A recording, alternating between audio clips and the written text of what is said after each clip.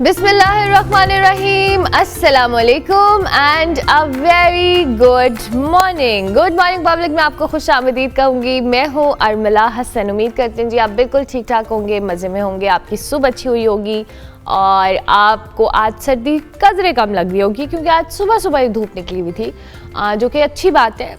सर्दी का spell as we all know क्योंकि बहुत कम हो गया, बहुत लिमिटेड हो गया और बहुत कम टाइम के लिए, जो कहते हैं ना बहुत कड़ाके की सर्दी आती है। लेकिन अब सर्दी का स्पैन चूँकि कम है तो लेकिन कोई बात नहीं, अभी भी वेदर अच्छा है, इसको एंजॉय करें और मौसमी जो बुखार है, नज़ला ज़ुकाम है, इससे ख़ुद को बचाएं। अल्लाह सबको महफूज ही रखे कि बड़ा अजीबो गरीब सूरत हाल हो जाती है जब आप इस तरह के वायरस का शिकार होते हैं। अच्छा जी, बहुत सारी ख़बरें हैं और इस पर हम आपको बता देते हैं जो मेरे ट्रैफिक का रूट है जहाँ से मैं आती हूँ इनफैक्ट, और वॉल्टन रोड जिसके हवाले से मैंने बहुत देर शोर मचाया कि जी रोड बंद मिलती है, सुबह ट्रैफिक जैम मिलती है, रोड टूटी हुई है, मंसूबा ताखीर का शिकार है। वॉल्टन का मेजर मोहम्मद इसाक शहीद फ्लाईओवर ट्रैफिक के लिए जी खोल दिया गया है। इसकी तामीर पर जी 1 अरब रुपए की लागत आई है और अपग्रेडेशन प्रोजेक्ट जो है फिरोजपुर रोड से डिफेंस जाने वाली जो ट्रैफिक है उसके लिए अहम साबित होगा। आप सब अगर उस रूट से जाते थे, क्योंकि आपको पता है पहले एक मॉल से रास्ता दिया गया था, काफ़ी अरसे से ये अंडर कंस्ट्रक्शन था, लेकिन बिल आखिर कंप्लीट हो गया, रोड भी बन गई। अब तो उन्होंने काफ़ी प्लांटेशन वगैरह भी कर दिए रोड साइड्स पे, तो काफ़ी बेहतर हालात हो गए। अभी कुछ फिनिशिंग का प्रोसेस आई गेस अभी रहता है, लेकिन जो फ्लाईओवर जिसकी हम बात कर रहे थे जो बहुत अरसे से ताख़ीर का शिकार था वो बन गया है। अच्छा जी, अब कुछ पॉलिटिकल खबरों की हम बात कर लेते हैं। अगरचे इससे कबल भी पीटीआई की क़यादत में इख्तलाफात की खबरें आती रही हैं और पीटीआई की जानिब से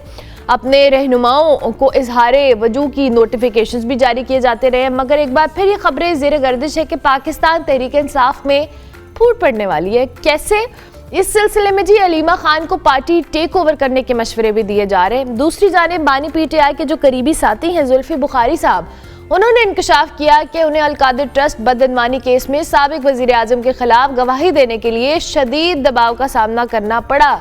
इस केस में नामजद हर शख्स को बानी पीटीआई के खिलाफ गवाही के लिए हर तरह की डील्स की पेशकश की गई। एक खबर यह भी है कि पाकिस्तान पीपल्स पार्टी हुकूमत की जानिब से यकसर नजरअंदाज किए जाने पर नून लीग से एक बार फिर नाराज हो गई है।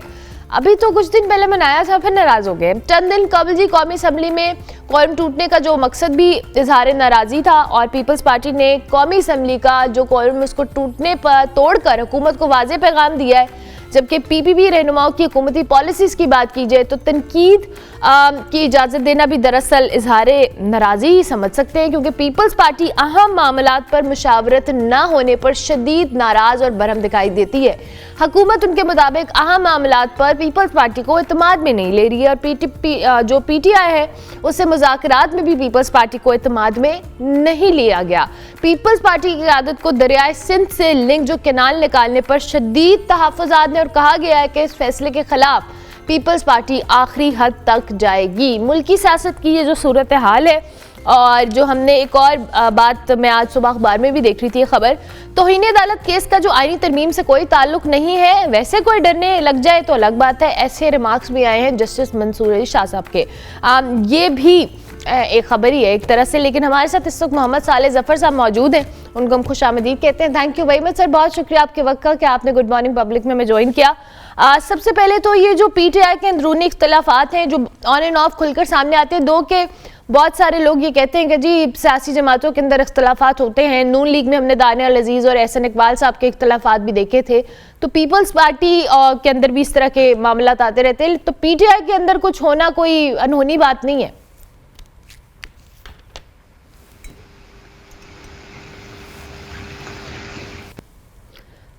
साले साहब आपको आवाज आ रही है? ठीक है, साले साहब से कनेक्शन का इशू है, मुझे लगा कि वो हमारे साथ मौजूद है। अच्छा जी, ये तो खबर हमने आपको बता दी। एक और खबर भी है जो कि मैंने सोचा था मैं जाते जाते बताऊंगी, लेकिन चूंकि अभी हमारे पास टाइम है तो हम बता देते हैं। एफबीआर के लिए 1000 गाड़ियों की खरीदारी को रोका जाए, ऐसा सेनेट कमेटी की हिदायत आई है। ये जो फैसला है 6 अरब की 1010 गाड़ियों की खरीदारी रोकी जाएगी, ऐसा सेनेट कमेटी ने कहा है। अफसरान ईसीसी ने मंजूरी दी है, अफसरान फील्ड में जाएंगे रेवेन्यू कलेक्शन में बेहतर आएगी। हुकाम ने ऐसा मौक़िफ़ इख्तियार किया है। FBI हुकाम के मुताबिक जी फैसला कोई जल्दबाजी में नहीं किया गया, पूरा सोच समझ के किया गया है। जो गाड़ियों की ख़रीदारी का मामला था और इससे जो रेवेन्यू कलेक्शन है, ज़ाहिर उन्होंने जाना होगा, कम्यूट करना होगा, उससे बेहतरी आएगी। तो इससे इस पर एक अजीब सा एतराज़ आया तो उन्होंने पूछा, सलीम मांडीवाला साहब ने पूछा कि क्या आप लोग पहले साइकिल पे जाते थे रेवेन्यू कलेक्शन के लिए? ये भी एक इंटरेस्टिंग सवाल है कि पहले गाड़ियां भी होंगी FBR के पास, लेकिन FBR का मौक़िफ़ ये है कि उसमें बेहतरी आएगी। सो ये कुछ खबरें जो मैं आपके साथ सुबह सुबह शेयर कर ली थी। कुछ मुझे डर भी लगता है कभी कभी ना कि मैं कैसी खबरें आपके बताती हूँ सुबह सुबह। साले साहब, आपको मेरी आवाज़ आ रही है? जी, मैं सुन सकता हूँ आपको। जी साले साहब, मुझे तहरीक इंसाफ के अंदरूनी इख्तलाफात के हवाले से मेरा पहला सवाल था। मैंने पहले ये कहा कि बहुत सारे लोग कहते हैं कि कोई सियासी जमातों के अंदर इख्तलाफात होना कोई अनहोनी बात नहीं है। मुस्लिम लीग नून के अंदर भी हमने एहसन इकबाल साहब और दानियल अजीज साहब के भी कुछ इख्तलाफात देखे, माजी में भी होते रहे। तो क्या तहरीक इंसाफ के अंदर ये जो इख्तलाफात हैं इनको फूट पड़ने का नाम देना ठीक है?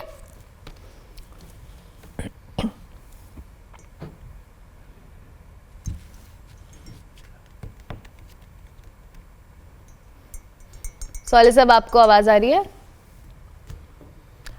हाँ प्लीज़ आप इनको ऑडियो पे ले लें, कोई इशू नहीं है।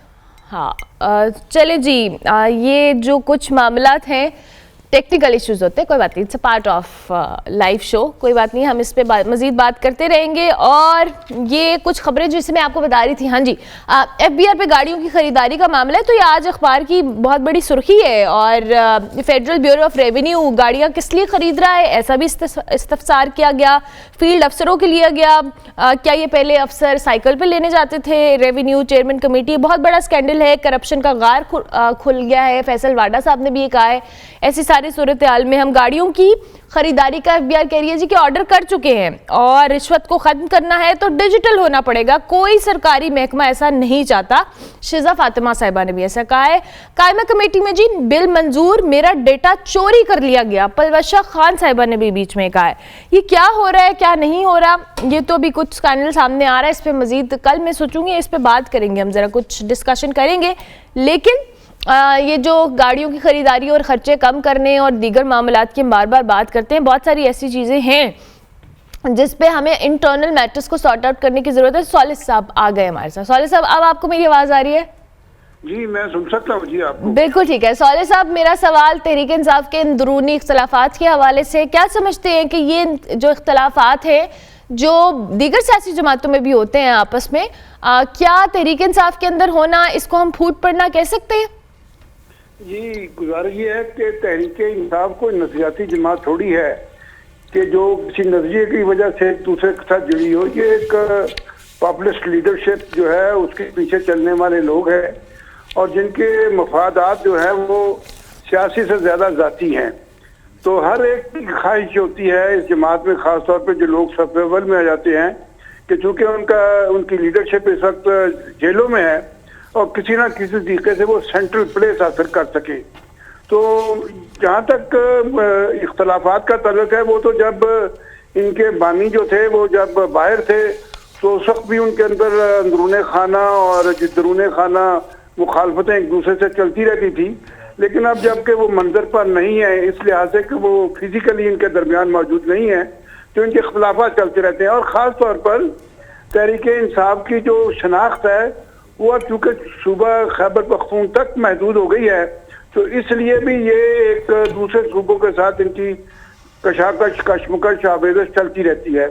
पंजाब को बहुत बुरी तरह नज़रअंदाज किया गया है, लेकिन उससे ज़्यादा जो ख़तरनाक चीज़ इनके लिए वो ये है कि इनकी ख़वातीन के दरमियान जो आपस का इख्तलाफ है, जो नंद बावज का एक रवायती सा हमारे माशरे में चलता है। तो अब नंद जो है वो उसको मौका मिला है कि बाबत जो है वो जेल में है, तो उन्होंने कहा किसी तरीके से अब इस मौके को इससे फ़ायदा उठाया जाए। तो मेरा ख्याल ये है कि ये जो कब्जे की जंग है ये होती रहेगी, चलती रहेगी, इसके बारे में क़यास आराइयाँ होती रहेंगी, क्योंकि ये एक कल्ट की बेस पर बनी हुई जमात है। तो जो ही कभी मौका मिला, मौका आया, जब बानी के इख्तियारात उसको खुले तौर पर इस्तेमाल करने का उसको मौका मिला, तो तो ये जो इख्तलाफ है तो इनकी कोई हैसियत नहीं है, क्योंकि बहरहाल ये नफसियाती जमात नहीं है। जी ठीक हो गया। अच्छा सौले साहब, जुल्फी बुखारी साहब ने इंकशाफ किया है 2 के अलकादर ट्रस्ट वाले मामले पे। हमने देखा है कि जो भी फैसला आया है, लेकिन उन्होंने इंकशाफ किया है कि उन्हें बानी पीटीआई के खिलाफ गवाही देने के लिए बहुत सारा प्रेशर भी फेस करना पड़ा, और उसके अलावा भी जो जो उस केस के अंदर इन्वॉल्व था उनके ऊपर बड़ा प्रेशर था, उन्हें हर तरह की डील्स की पेशकश की गई। दावा करने में कोई हर्ज नहीं है, लेकिन एक शख्स जो पाकिस्तान में ही मौजूद नहीं है उस पर क्या दबाव हो सकता है? सबसे पहले अगर कोई दबाव कारगर होता तो उस शख्स को पाकिस्तान लाया जाता। और जहां तक जुल्फी बुखारी का मामला है, आपको खबर होनी चाहिए कि जुल्फी बुखारी जो है वो मिसेज खान के खानदान से उनका कोई ताल्लुक या रिश्ता जुड़ गया है, तो इस एतबार से उनको कुछ ना कुछ तो अपना जो सियासी उनकी हैसियत है उसको मनवाने के लिए कोई ना कोई ऐसी बात करनी पड़ेगी। जहां तक ये ताल्लुक है आपको, जिसे ये अलकादर केस कहते हैं, और हम इसको मुल्क में इसको 190 मिलियन पाउंड का इशू कहा जाता है। इसमें ये 2 ही किरदार नहीं है, इसके अलावा भी कई किरदार है, और किसी शख्स ने भी इसके बारे में ऐसा दावा नहीं किया। मासवाए एक वो जो हमारे जो प्रॉपर्टी टाइकून है उनकी तरफ से आया है कि मुझे कहा जा रहा है और मैं इसमें शहादत नहीं दूंगा। लेकिन जहां तक जुल्फी बुखारी का ताल्लुक है, वो तो पॉलिटिकली एज सच कोई इतनी अहमियत वाली शख्सियत नहीं है, लेकिन बहरहाल हर एक का हक है कि वो सियासत में अपना अपना एक किरदार जो है उसको हासिल करने की कोशिश करे। ये इसके सिवा कुछ नहीं है कि वो सियासी तौर पर जिंदा रहने की कोशिशों का हिस्सा है। और अब तो चूंकि वो मुकदमे का फैसला हो चुका है, अब वो उसके बारे में जो मर्जी कोई दावा करे, ये बात उनको उस वक्त करनी चाहिए थी जब मुकदमा चल रहा था। फिर उसके बाद इस्तगासा ये हमें बताता कि वाकई उनकी गवाही की जरूरत है या नहीं है, और उन पर कोई दबाव का जो उनसर है वो कारफरमा है या नहीं है। लेकिन अब ये बाद वक्त की बातें हैं, अब जो मर्जी कोई दावा करे हमें इसको अहमियत नहीं देनी चाहिए, और ना ही इन दावों की अब कोई हैसियत है।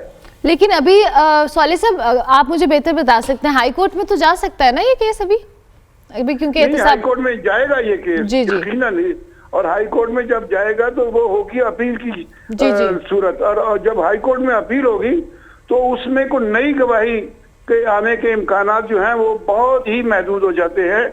वहां पर जो केस का फैसला हो चुका होता है वही दस्तावेज जो है वही उनके सामने होती है, और उसकी ही बुनियाद पर फरीकैन अपनी दलाइल करते देते हैं और दलीलबाजी होती है। तो इसमें अब वो मरहला नहीं रहा कि किसी की शहादत उसमें कोई कारगर साबित हो सके, लेकिन बाहर ये कानूनी मामला है, उसके लिए किसी कानूनी मुश्काफी का सहारा लेकर मुमकिन है कि कोई वकील साहब इसके लिए गुंजाइश पैदा कर सके, लेकिन ऐसा होता नहीं है। आप हाँ, पब्लिक जो इमेज है, इंप्रेशन है, उसको तब्दील करने के लिए इस तरह की बातें बहुत अरसे तक होती रहेंगी, क्योंकि ये भारत बहुत बड़ा केस है। जी ठीक हो गया। पीपल्स पार्टी फिर नाराज हो गई है सौले साहब मुस्लिम लीग नून से, पंजाब में उनको नज़रअंदाज किया जा रहा है, फिर तनकीद भी जाहिर है, हमने देखा है कि चाहे वो बिलावल हों, नबील गबोल साहब हों या कोई भी हो पीपल्स पार्टी से, वो तनकीद कर रहे हैं मुस्लिम लीग नून पे, और ख़ास तौर पे उन्हें बड़ा मसला इस बात से है कि पंजाब में उन्हें बड़ा नज़रअंदाज किया जा रहा है। और आपको लगता है कि ये नाराज़गी अब फिर दूर करनी पड़ेगी मुस्लिम लीग नून को, या नहीं ठीक हो जाएंगे खुद ही? जिस तरह के आपने अपने इब्तदाइये में जिक्र किया था, ये नेहरू का मामला है जी, नेहरू का मामला एक वाकई उन्होंने एक सियासी इशू इसको बनाया है, लेकिन ये आप जरा गौर करें कि ये बिल्कुल ऐसे ही है जैसे आपको आपके घर के बाहर पानी का एक जखीरा हो जो आपको पानी मिल चुका हो। अब ये आपकी मर्जी है कि उस पानी को आप जिस तरह चाहे इस्तेमाल करें। ये जो दरियाए सिंध का और दरियाओं के पानी का मामला है वो भी बिल्कुल इसी तरह है कि पंजाब का अपना हिस्सा है, दूसरे सूबों का अपना हिस्सा है, सिंध को उसका अपना हिस्सा मिलता है, और इसके लिए एक बाकायदा एक सिस्टम मौजूद है, इरसा का निज़ाम मौजूद है, और वो इस बात का तयन करता है इरसा कि किस सूबे को कितना पानी मिलेगा। टेलीमीटरिंग सिस्टम मौजूद है। तो अब ये जो पंजाब का पानी है वो नहरों के जरिए इस्तेमाल करे या उसके लिए कोई दूसरा रास्ता इख्तियार करे, ये पंजाब की अपनी एक अंदरूनी जरूरत है, अंदरूनी बंदोबस्त है। KPK को यानी जिसे खैबर पख्तूनख्वा कहते हैं, उसको जो पानी मिलता है उनकी अपनी मर्जी है कि वो नहरों से इसको इस्तेमाल करे या कोई दूसरा उसका इस्तेमाल करे, यही बलूचिस्तान का है। अब अगर कल सिंध में अपने कोई दाखिली जो रेगिस्तानी इलाके हैं उनको उनकी आबपाशी के लिए अगर सिंध नहरें निकाले तो उसका बहरहाल उसको जो पानी मिलेगा उसी पानी में से उस नहरों को इस्तेमाल करेगा। तो पंजाब में भी जो नहरें निकाली गई हैं या निकाली जा रही हैं या निकाले जाने का मंसूबा है उसका तलब सिंध के पानी से नहीं है, वो पंजाब ही का पानी है जो उसके यहाँ इस्तेमाल होगा। लेकिन इसको बहरहाल एक सियासी मसला बनाया गया है और ये खौफ उनको लाक है कि कहीं ऐसा ना हो कि पंजाब का पानी का जो कोटा है वो उसमें किसी स्टेज पर पंजाब ज्यादा करने का मुतालबा करे, लेकिन इसका तल्लुक नहरों से नहीं होगा। ये पानी की जो ओवरऑल एक डिस्ट्रीब्यूशन है उससे है। जहां तक इख्तलाफात के दूसरे मामला का तल्लुक है तो मेरी दानिश में पीपल्स पार्टी ने बस मिस कर दी है। जब हुकूमत बन रही थी और उनसे दरख्वास्त की गई थी कि जी आप हुकूमत का साथ दे, उस वक्त इनका ये ख्याल था कि ये जो हुकूमत है ये ज्यादा मकबूल नहीं रहेगी, हम इसमें हिसाबदार बन के हमें सियासी तौर पे शायद कोई नुकसान ना हो जाए या इसका कोई फायदा ना हो। लेकिन अब चूंकि आप देखिए अब हुकूमत का 1 साल मुकम्मल होने वाला है और इसका एक जो इम्प्रेशन है इसका तस्वर बहुत बेहतर हो गया है और इसलिए अब वो समझते हैं कि अब हमें इस बैंड वैगन में सवार हो जाना चाहिए और हमें इख्तिदार में इस तरह का भी हिस्सेदारी हमें मिलनी चाहिए।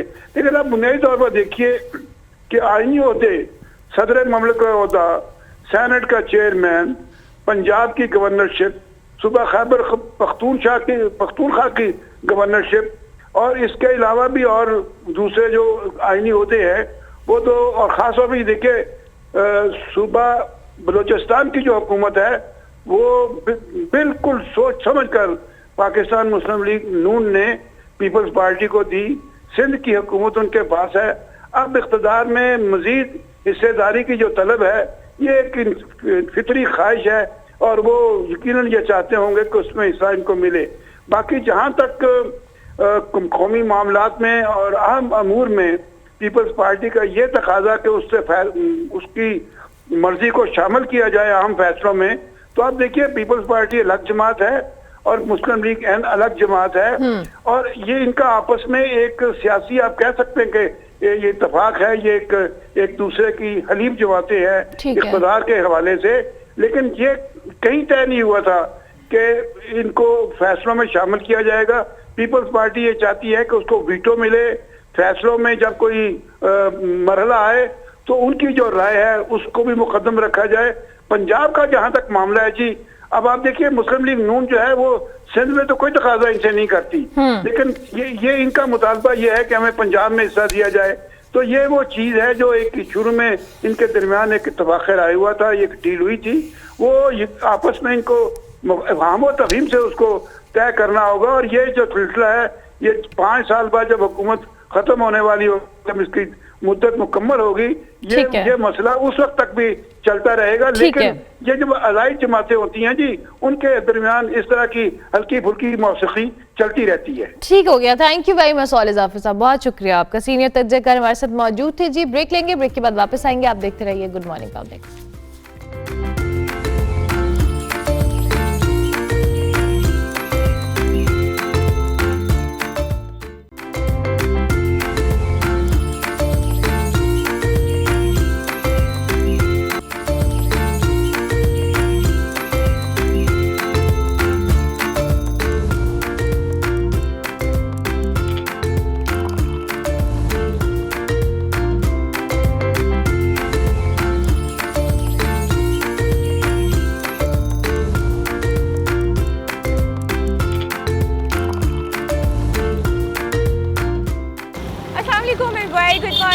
कहते हैं नताशा रहमान। नाज़रीन, आज मैं अंदरूने लाहौर में मौजूद हूँ और वहाँ मौजूद हूँ जो कि 500 साल पुरानी मंडी है। इस मंडी को अकबरी मंडी कहा जाता है और ये मंडी मसाला जात की सप्लाई के हवाले से बहुत ज़्यादा फेमस है। अकबरी मंडी को 16वीं सदी में मुग़ल बादशाह अकबर आज़म के दौर में बनाया गया था और अब इसकी हालत बहुत ज़्यादा ख़राब हो चुकी है। लेकिन इसकी बहाली के लिए वॉल सिटी अथॉरिटी की जानिब से और साथ ही साथ एक निजी कंपनी के इस तरफ से इसकी बहाली का काम दोबारा से अब किया जाना शुरू हो जाएगा बहुत जल्द। इस पर कितना खर्चा आएगा, दुकानदार यहाँ पर कितने पुराने बैठे अपना कारोबार कर रहे हैं और दुकानदारों को इससे कितना फ़ायदा होगा, आज हम दुकानदारों से भी जानेंगे। साथ ही साथ अकबरी मंडी विजिट भी करेंगे, आपको दिखाएंगे भी और साथ ही साथ ये भी देखेंगे कि क्या आया जो पुराने घर इस मंडी में मौजूद हैं उनकी जो बहाली का काम है या फिर उनकी तामीरों मुरम्मत का जो काम है वो भी किया जाएगा या नहीं किया जाएगा। तो ये तमाम डिटेल्स आज हम आपके साथ शेयर करने वाले हैं। तो आइए हमारे साथ चलें, साथ ही साथ मंडी भी देखें और बाकी जो इन्फॉर्मेशन है वो भी आपको देते हैं।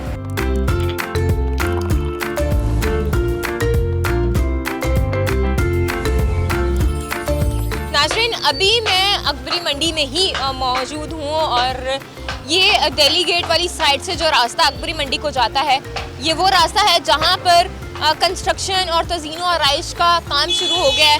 अगर हम दुकानों की बात करें तो दुकानें भी उनकी भी तज़ीनो और आराइश की जाएगी और साथ ही साथ घरों की भी तज़ीनो और आराइश की जाएगी।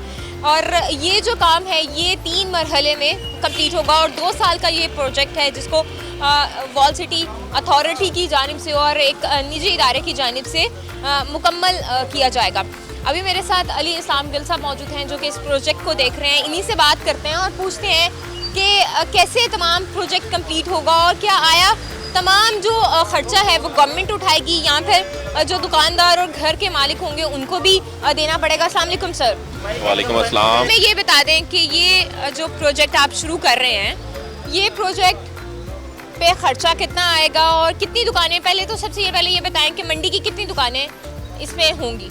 इस प्रोजेक्ट में तकरीबन 800 दुकानें हैं टोटल। जो पहले मरहले में हम तकरीबन 273 दुकानें जो हैं उनको फोकस कर रहे हैं उन पे, और इस मंडी को हमने प्रोजेक्ट की सहूलत के लिए 4 हिस्सों में तकसीम किया है, जिसमें जो एक हिस्सा है वो स्पाइस बाज़ार है जिधर हम खड़े हैं, जो शाही हमाम की सराउंडिंग में है। गुड़ मंडी है, फिर उसके बाद स्वीट मार्केट है और फिर उसके साथ तंग बाज़ार है, और जो चौथा हिस्सा है वो अकबरी गेट का सरे नौ तमीर नौ है उसकी अकबरी गेट की।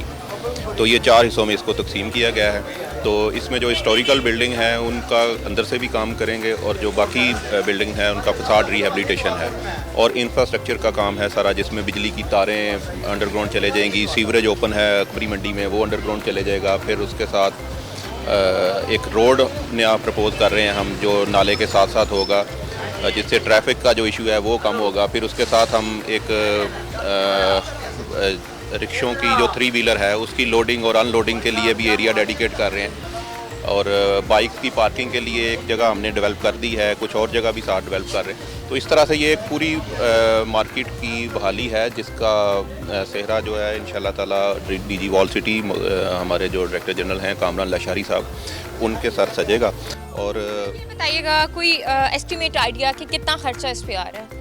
एस्टीमेट आइडिया खर्चे का भी तो नहीं उस पर कुछ कहा जा सकता, क्योंकि अभी ये प्लानिंग इसका कुछ चीज़ें ऐसी हैं जो प्लानिंग फेज़ में चल रही हैं, लेकिन काम की स्टोन ब्रेकिंग हमने शुरू कर दी है। आपने देखा है कि एक जो तारीखी बिल्डिंग थी उसको हमने शुरू कर लिया।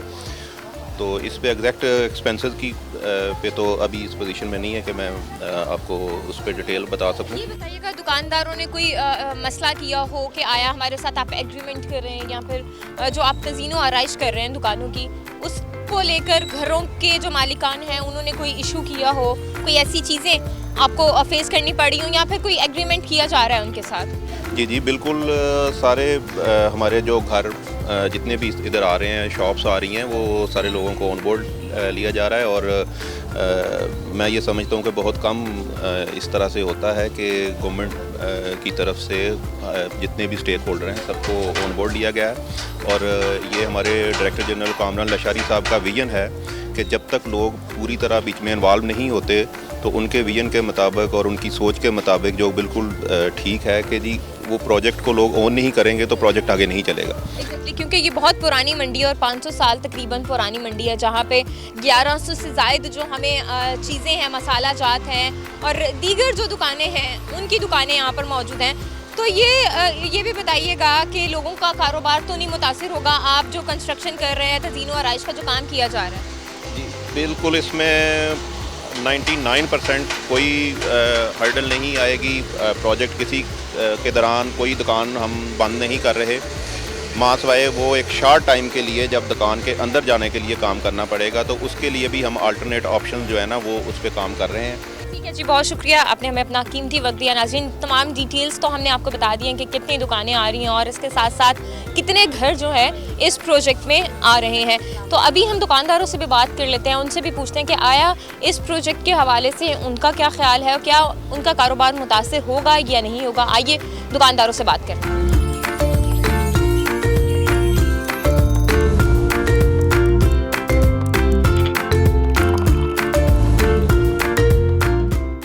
अभी मेरे साथ अकबरी मंडी के दुकानदार मौजूद हैं, इन्हीं से बात करते हैं, पूछते हैं कि कितनी देर से यहाँ पर बैठे हुए हैं और आया वॉल सिटी की जानिब से जो तज़ीनो और आराइश का काम जारी है उसकी वजह से कोई कारोबार मुतासिर हो रहा है कि नहीं। सर बहुत शुक्रिया, ये बताइएगा कितने अरसे से यहाँ पे बैठे हुए हैं। मैडम यहाँ पे हमारा हो गया 40 साल हो गया है जब मैं यहाँ पे बैठा हुआ। तो पहले भी वॉल सिटी का काम हो रहा था ना, तो उस वक्त ही रास्ते सारा ख़राब था, कारोबार मुतासिर हुआ था ना। लेकिन फिर भी वो रोड बना है तो वो चीज़ें बना के दिया हुआ ना, तो इंशाल्लाह हमारा कोई परेशानी नहीं है। अभी भी वो कह रहे हैं कि आपको बना के देगा, खूबसूरत बना के देगा, तो इसलिए हम ज़रा खुश है कि चलो खूबसूरती होएगा, हमारा कारोबार होएगा। ठीक है, वो गिराने का मसला नहीं है, तो हम खुश रहता है ना। हाँ भाई, ये बताइएगा कि कोई पैसे लिए जा रहे हैं इनकी जानिब से, क्योंकि जो वॉल सिटी की जानिब से कहा जा रहा है, क्लेम किया जा रहा है कि दुकानदारों से और घर वालों से कोई पैसे नहीं लिए जा रहे इस तज़ीनो और आराइश के लिए। नहीं, ऐसा बात तो कोई नहीं आया, न कोई बात आया, न कोई आया सिर्फ पैसे के लिए, तो कोई नहीं आया। पैसा तो वो अपना खर्च कर रहा है ना, हम लोग कुछ पैसा कोई नहीं लिया।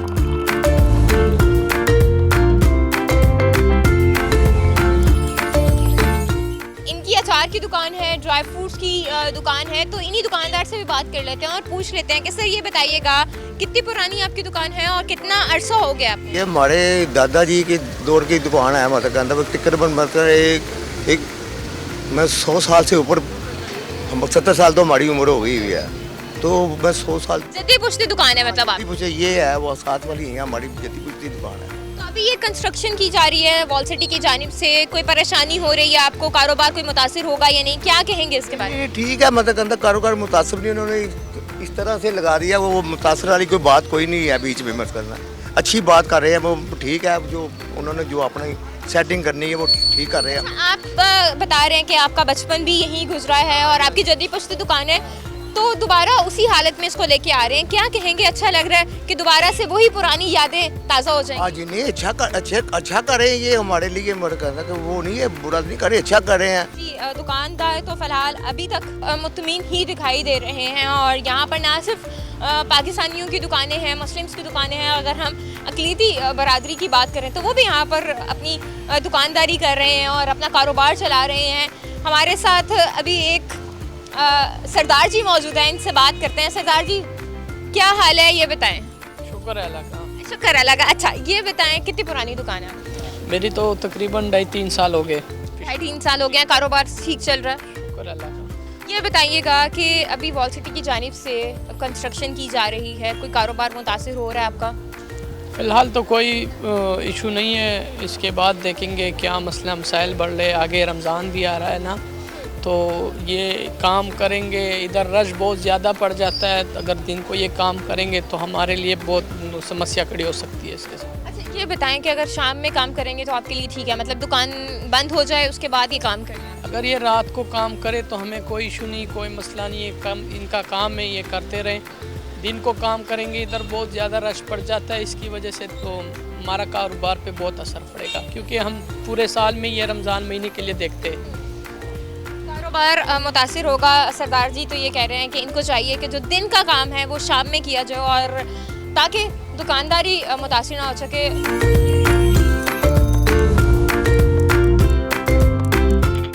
नाज़रीन, अकबरी मंडी में ना सिर्फ मसाला जात मिलता है बल्कि दीगर जो चीज़ें हैं, दालें, चावल और दीगर और भी जो चीज़ें होती हैं वो भी यहाँ पर आपको दस्तयाब तो हो जाती हैं, लेकिन इसकी तज़ीनो और आराइश का जो काम जारी है, साथ साथ हम दुकानदारों से बात कर रहे हैं और उनसे पूछ रहे हैं कि आया उनकी दुकानदारी कितना मुतासिर होगी। सर ये बताइएगा, तज़ीनो और आराइश का काम जारी है तो क्या कहेंगे, मंडी दोबारा अपनी पुरानी हालत में वापस आ जाएगी? तो कोई कारोबार आपका मुतासिर होने का ख़तरा है या नहीं है आपको? पुरानी मंडी तो वापस आ नहीं सकती, तो जो ये सूरत हाल है यही रहेगी। कारोबार में तो फ़र्क पड़ेगा ही पड़ेगा। अभी तो आपके सामने ही है, सुबह के बैठे हैं, काम तो नहीं है फ़िलहाल। इनको चाहिए कि थोड़ी हमारे साथ कोई काम लेकिन करे। सर, ये जो इमारतों की तज़ीनो आराइश का काम जारी है, ये आपके कारोबार में असर डालेगा? मैं सिर्फ ये सवाल करना चाहती हूँ। अभी जब आएगा तो फिर फ़र्क तो पड़ेगा ही ना हमें भी। फर्क पड़ेगा बिल्कुल जी। दुकानदार का जो रद्द-ए-अमल है वो हमें मिला जुला ही दिखाई दे रहा है। कुछ दुकानदार कह रहे हैं कि शाम के वक्त में उनको ये जो तज़ीनो आराइश का काम है वो करना चाहिए ताकि दुकानदारी ख़राब ना हो। और कुछ दुकानदारों ने कहा है कि अच्छी बात है कि जो अकबरी मंडी की हालत है और जो तमाम बिल्डिंग्स हैं, पुरानी बिल्डिंग्स, वो दोबारा से अपनी असली हालत में वापस आ जाएंगी और जो आपका एक कदीमी सरमाया होता है वो नहीं गुम होगा और वो ख़त्म नहीं होगा और हमारी जो आने वाली नस्लें हैं उन तक ये तमाम जो चीज़ें हैं वो जाएंगी और उनको पता चलेगा कि आया हमारी जो अकबरी मंडी थी पुरानी वो मुगलिया दौर की वापस अपनी असली हालत में आ जाएगी। फ़िलहाल नाजरीन हमें इजाज़त दें, हम दोबारा से हाज़िर होंगे, तब तक के लिए अल्लाह निगहबान।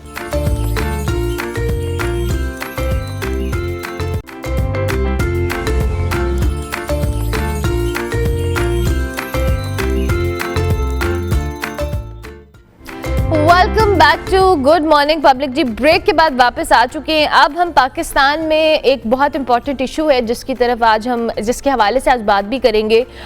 खुश्क साली के जो खदशात है ये बहुत बढ़ते चले जा रहे हैं। महकमे मौसमियात ने जी इस हवाले से आगाह किया है कि इस साल जो बारिशें हैं उनकी कमी की वजह से मुल्क में जो खुश्क साली है उसका ख़तरा बढ़ भी रहा है। 52% तक कम बारिशों का सामना किया गया है और अगर बारिशों का सिलसिला ना शुरू हुआ या दोबारा ना हुआ तो इस सूरत हाल में मज़ीद जो कह लें बिगाड़ भी आ सकता है। इस संगीन मसले के लिए बात ऑब्वियसली ये इतना इम्पॉर्टेंट इशू है कि अगर इस पे बात हो, अवेयरनेस हो और इसके जो मामलात हैं उनको कैसे बेहतर किया जाए, इस पे अगर हम बात करें तो उसके लिए हमारे साथ मौजूद हैं माहिर मौसमियात, उनको हम खुश आमदीद भी कहते हैं। मोहम्मद अलीम उल हसन साहब मौजूद हैं, चीफ मेट्रोलॉजिस्ट हैं, उनको खुश आमदीद कहते हैं। Thank you very much sir, बहुत शुक्रिया आपके वक्त का। ये जो हम बारिशों के हवाले से तो अभी मैं आपसे सवाल करूंगी, लेकिन मुझे ये खुश्क साली के खदशात के फैक्टर्स थोड़े से आप बताइएगा। ज़ाहिर है हम क्लाइमेट चेंज की जहाँ पे बात करते हैं हमेशा, तो विद टाइम वेदर एक्सट्रीम्स हम बहुत ज़्यादा देख रहे हैं। कभी बारिशें बहुत ज़्यादा होती हैं, कभी कम होती हैं। तो ये जो खुश्क साली जिसके पॉइंट को हम ट्रिगर होने के हवाले से बात करें, क्या वजूहात हैं जी? इसमें यह है कि इस मरतबा पोस्ट मानसून बारिशें जो है, हमारा सितंबर तक मानसून सीज़न तो अच्छा रहा है, लेकिन मानसून सीज़न के बाद अभी तक कोई अच्छी बारिश नहीं हुई मुल्क के मुख्तलिफ इलाकों में, तो जिसकी वजह से अभी तक जो है वो तकरीबन 40% बिलो नॉर्मल बारिशें रिकॉर्ड की गई हैं। और इसके ज़ेरे असर पंजाब के सेंट्रल और सदर्न पार्ट, सिंध तकरीबन पूरा सूबा और फिर जो है ना वो बलूचिस्तान के सदर्न पार्ट्स, कोस्टल एरियाज़ और सेंट्रल पार्ट्स, इनमें माइल्ड ड्राउट इमर्ज हो चुका है ऑलरेडी। अच्छा, तो अभी जो हम देखें तो विंटर सीज़न का हाफ जो बाकी है ना, ये फरवरी और मार्च का महीना, इनमें भी चांसेस कम हैं बारिशों के, नॉर्मल से कम बारिशों की एक्सपेक्टेशन है। तो उसकी वजह से ये माइल्ड ड्राउट जो है वो मॉडरेट ड्राउट में कन्वर्ट हो सकता है आइंदा दिनों में। अच्छा जी, मुझे ये भी बताइएगा, जैसे आपने कहा कि माइल्ड है जो ये मेजर में हो सकता है, लेकिन बारिशें कम होने की वजूहात आप क्या हमें एक्सप्लेन कर सकते हैं इस हवाले से? ये कुछ ग्लोबल सर्कुलेशंस हैं जो सपोर्टिव नहीं रही हमारे यहाँ। फिर पोल्यूशन का भी इसमें रोल है कि सिस्टम तो 3-4 आए हैं, लेकिन उनसे जितनी बारिश होनी चाहिए थी उतनी बारिश उन सिस्टम से नहीं हुई। तो डिफरेंट फैक्टर्स हैं जिन्होंने हमारी पोस्ट मानसून रेंज को भी कम किया, सप्रेस किया, और विंटर रेंज भी हमारे पास कम हुई हैं। ठीक हो गया। अगर बारिशें मज़ीद नहीं होती हैं और जैसे आपने ख़ुद भी कहा कि ये एक्सट्रीम हो सकता है, तो obviously agriculture point of view से भी तो इसके बड़े जो कह लें नेगेटिव इम्पैक्ट आएगा। यस, नो डाउट कि हमारी जो क्रॉप्स हैं उन पे, स्पेशली जो हमारी वीट क्रॉप है फूड क्रॉप है उस पर नेगेटिव इम्पैक्ट होगा इसका। तो इसीलिए हमारे जो एग्रीकल्चर के माहिरीन हैं, जो एग्रोमेट्रोलॉजी के माहिरीन हैं, उन्होंने रिकमेंड किया है कि हाँ हम जो है इफेक्टिव जो वाइज यूज़ करें वाटर का, इंतहाई ज़रूरत के वक्त डैम से डिस्चार्जेस वगैरह करें और जो फसलें हैं उनका पानी जो है उनकी ज़रूरत के मुताबिक दें, चाहे वो हम ग्राउंड वाटर मैनेज करें या जो नहरों का पानी या ट्यूबवेल से जैसे भी मैनेज करें, उनको पानी की ज़रूरियात का ख्याल रखा जाए। ठीक है, तो हुकूमत इस हवाले से क्या इक़दाम कर सकती है या उनकी क्या कंट्रीब्यूशन हो सकती है? यही है इफेक्टिव यूटिलाइजेशन ऑफ वाटर, जो है डैम्स को आप एफिशिएंटली ऑपरेट करें। होपफुली के मार्च में टेम्परेचर बढ़ेंगे तो थोड़ा स्नो मेल्ट का कंपोनेंट भी स्टार्ट हो जाएगा, तो उससे रन ऑफ डैम्स में आना शुरू हो जाएगा। लेकिन ये जो फरवरी का महीना है और मिड मार्च तक का पीरियड है, इसमें हमें ज़्यादा एहतियात की ज़रूरत है। और जो गंदम की फसल है इसकी ग्रूमिंग भी इसी सीज़न में इन्हीं दिनों में होती है, फ्लावरिंग वगैरह हो के मेच्योरिटी की तरफ जाती है, तो इस दौरान उन गंदम की भी पानी की रिक्वायरमेंट ज़्यादा होगी, बाकी सब्जियां वगैरह उनकी भी रिक्वायरमेंट जैसे जैसे टेम्परेचर बढ़ेंगे, ड्राइनेस बढ़ेगी एटमॉस्फेयर में, वो भी बढ़ती जाएगी। तो इसीलिए हम रिकमेंड कर रहे हैं कि इफ़ेक्टिव यूज़ हो, एफिशिएंट यूज़ हो, क्रॉप्स के लिए भी, घरों के लिए भी, इंडस्ट्री के लिए भी पानी का। जी अच्छा, जाहिर है स्टेट का और एक नेचुरल फिनोमेना है जिससे आपने भी बात भी की कि ये लॉन्गर इम्पैक्ट आ रहा है इस चीज़ का, लेकिन अवाम भी अपने तौर पे ज़ाहिर है हम सब कहीं ना कहीं क्लाइमेट चेंज के अंदर कंट्रीब्यूट कर रहे हैं। ये जो हम वेदर इश्यूज़ देख रहे हैं, एक्सट्रीम्स देख रहे हैं, क्या कर सकती है आप अपने तौर पर, हम क्या कर सकते हैं? यही है कि जो क्लाइमेट चेंज के इम्पैक्ट्स हैं उनको हम, नेगेटिव इम्पैक्ट्स हैं, हमें उनको काउंटर करने के लिए हम अपनी प्लांटेशन करें, जो ग्रीन टेक्नोलॉजीज़ हैं उनको अडॉप्ट करें, पोल्यूशन को कम से कम करें, ये जो फ्यूल एफिशिएंट फ्यूल्स हैं उनको अपनी गाड़ियों में यूज़ करें, यही पब्लिक कंट्रीब्यूट कर सकती है। ठीक है। अच्छा, इनसे पूरी दुनिया के अंदर वेदर फोरकास्ट के हवाले से जब हम बात करें या इस तरह का कोई भी एक्सट्रीम्स हम एक्सपीरियंस करती है दुनिया, तो उनके पास इतनी जो कह ले स्ट्रॉन्ग उनका सिस्टम या सारी चीज़ें मौजूद हैं। हम उस सारे कंपैरेटिवली कहाँ पे स्टैंड करते हैं? हमारे पास जो टेक्नोलॉजी है, इक्विपमेंट है, प्रोडक्शन पॉइंट ऑफ व्यू से वो किस तरह की है, और हम क्या इन चीज़ों को एक्यूरेटली प्रिडिक्ट कर पाते हैं? मुझे थोड़ा सा इस हवाले से बताएं। हाँ, ये देखें हमारी एक्यूरेसी का तो आप देख लेना, हमने अभी ये जनवरी का आखिरी दिन चल रहे हैं और फरवरी मार्च के लिए भी हम बता रहे हैं पब्लिक को भी, गवर्नमेंट के इदारों को भी, कि वो टाइमली जो है ना जो मुनासिब इक़दामात उठाएं ताकि आइंदा जो ड्राउट की कंडीशन जो है ना वो माइल्ड से मॉडरेट की तरफ जा रही हैं, तो हम उनको फेस करने के लिए उनके लिए मेंटली तौर पे भी और एडमिनिस्ट्रेटिवली भी तैयार रहें। तो ये फोरकास्टिंग की वजह से ही हम बता पाने के काबिल हुए हैं, और मज़ीद भी हमारे डे बाय डे जिस तरह टेक्नोलॉजी एडवांस हो रही है, हमारी फोरकास्टिंग कैपेबिलिटीज़ भी बढ़ रही हैं, नए इक्विपमेंट हम इंस्टॉल कर रहे हैं ताकि एक्यूरेसी को मज़ीद एनहांस किया जा सके। और दूसरे इदारों के साथ जो आपकी कोलैबोरेशन है या कोऑर्डिनेशन है, उस हवाले से भी हमें बताएं। हाँ बिल्कुल, वो उसमें तो ज़ाहिर है ये एक इंटीग्रेटेड एफर्ट होती है जिसमें डिज़ास्टर रिलेटेड इदारे हैं, वाटर मैनेजमेंट के इदारे हैं, NDMA, PDMAs, फिर डिस्ट्रिक्ट डिज़ास्टर मैनेजमेंट हैं कमेटीज़, उनके साथ कोलैबोरेशन, फिर फेडरल फ्लड कमीशन है, फिर डैम ऑपरेटिंग कमेटीज़ हैं उनके साथ, वापडा के साथ, ज़ाहिर है जो भी मुतलका स्टेक होल्डर्स हैं उनके साथ इंफॉर्मेशन शेयर की जाती है, और फिर सारे अकॉर्डिंगली जो है एक जॉइंट एफर्ट के तौर पे अपने अपने जो उनकी डोमेन है उसके मुताबिक अरेंजमेंट करते हैं ताकि पब्लिक को कम से कम सफरिंग हो। जी ठीक है। अच्छा, मेरा सवाल एक अलीनो इफेक्ट के हवाले से है, जो खासा लॉन्गर उसका इम्पैक्ट हो और वो प्रोलॉन्ग हो गया है, थोड़ा सा इस हवाले से भी हमारे देखने वालों को बताएं।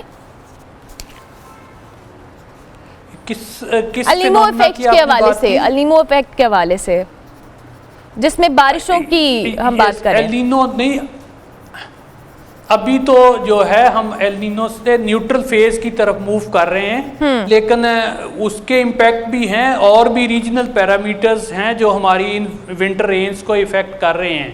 सिर्फ अकेले एलिनो या लानीना ही नहीं होते, दूसरे पैरामीटर्स भी हैं जिनमें ये नॉर्थ अटलांटिक ओशन इंडेक्स है, मदल जूनियर ऑसिलेशन है, इस तरह के 2-3 और भी पैरामीटर्स हैं ग्लोबल जो हमें इफेक्ट करते हैं। ठीक हो गया, थैंक यू वेरी मच, बहुत शुक्रिया सर आपका। ड्राउट के हवाले से जी जो भी खदशात है उसको हम डिस्कस कर रहे थे। आगे बढ़ते हैं प्रोग्राम के अंदर। आप जिस शख्सियत से हम आपकी मुलाकात करवाने जा रहे हैं, हमारे लिए बड़े ऑनर की बात है कि आज वो सुबह हमारे प्रोग्राम का हिस्सा बन रहे हैं। हमारे साथ जी मुत्तहिदा अरब अमारात के कराची में जो तैनात है काउंसिल जनरल बखीत अतीक अल रुमैती साहब मौजूद हैं। इनकी जो सर्विसेज हैं उसके हवाले से जितनी तारीफ़ की जाए वो कम है। एक मिसाली सफारतकार तो हैं ही जो 25 सालों से न सिर्फ दोनों ममालिक के दरमियान जो सरमायाकारी है, सरकारी ताल्लुकात हैं, उनको बेहतर करने के लिए कोशिशें कर रहे हैं, बल्कि अवामी सतह के ऊपर भी एक ब्रिज का रोल अदा कर रहे हैं। इनका शुमार जी उन सफारतकारों में होता है जो कि कॉम्प्लिकेटेड या कॉम्प्लेक्स जो इंटरनेशनल अफेयर्स हैं और या ताल्लुकात हैं उनको बेहतर और मौसर करने को बहुत भरपूर अंदाज में उसको हैंडल करते हैं। उनकी सलाहियत के हवाले से हम आज बात करेंगे। इसके अलावा इनको 25 साल मुकम्मल हो चुके हैं। आज हमारा ज़्यादातर जो हमने डिस्कशन करनी है ना इस 25 साल पे करनी है कि इनका ये जो जर्नी है एज ए काउंसिल जर्नल इन पाकिस्तान वो कैसा रहा। 25 year it's a long time.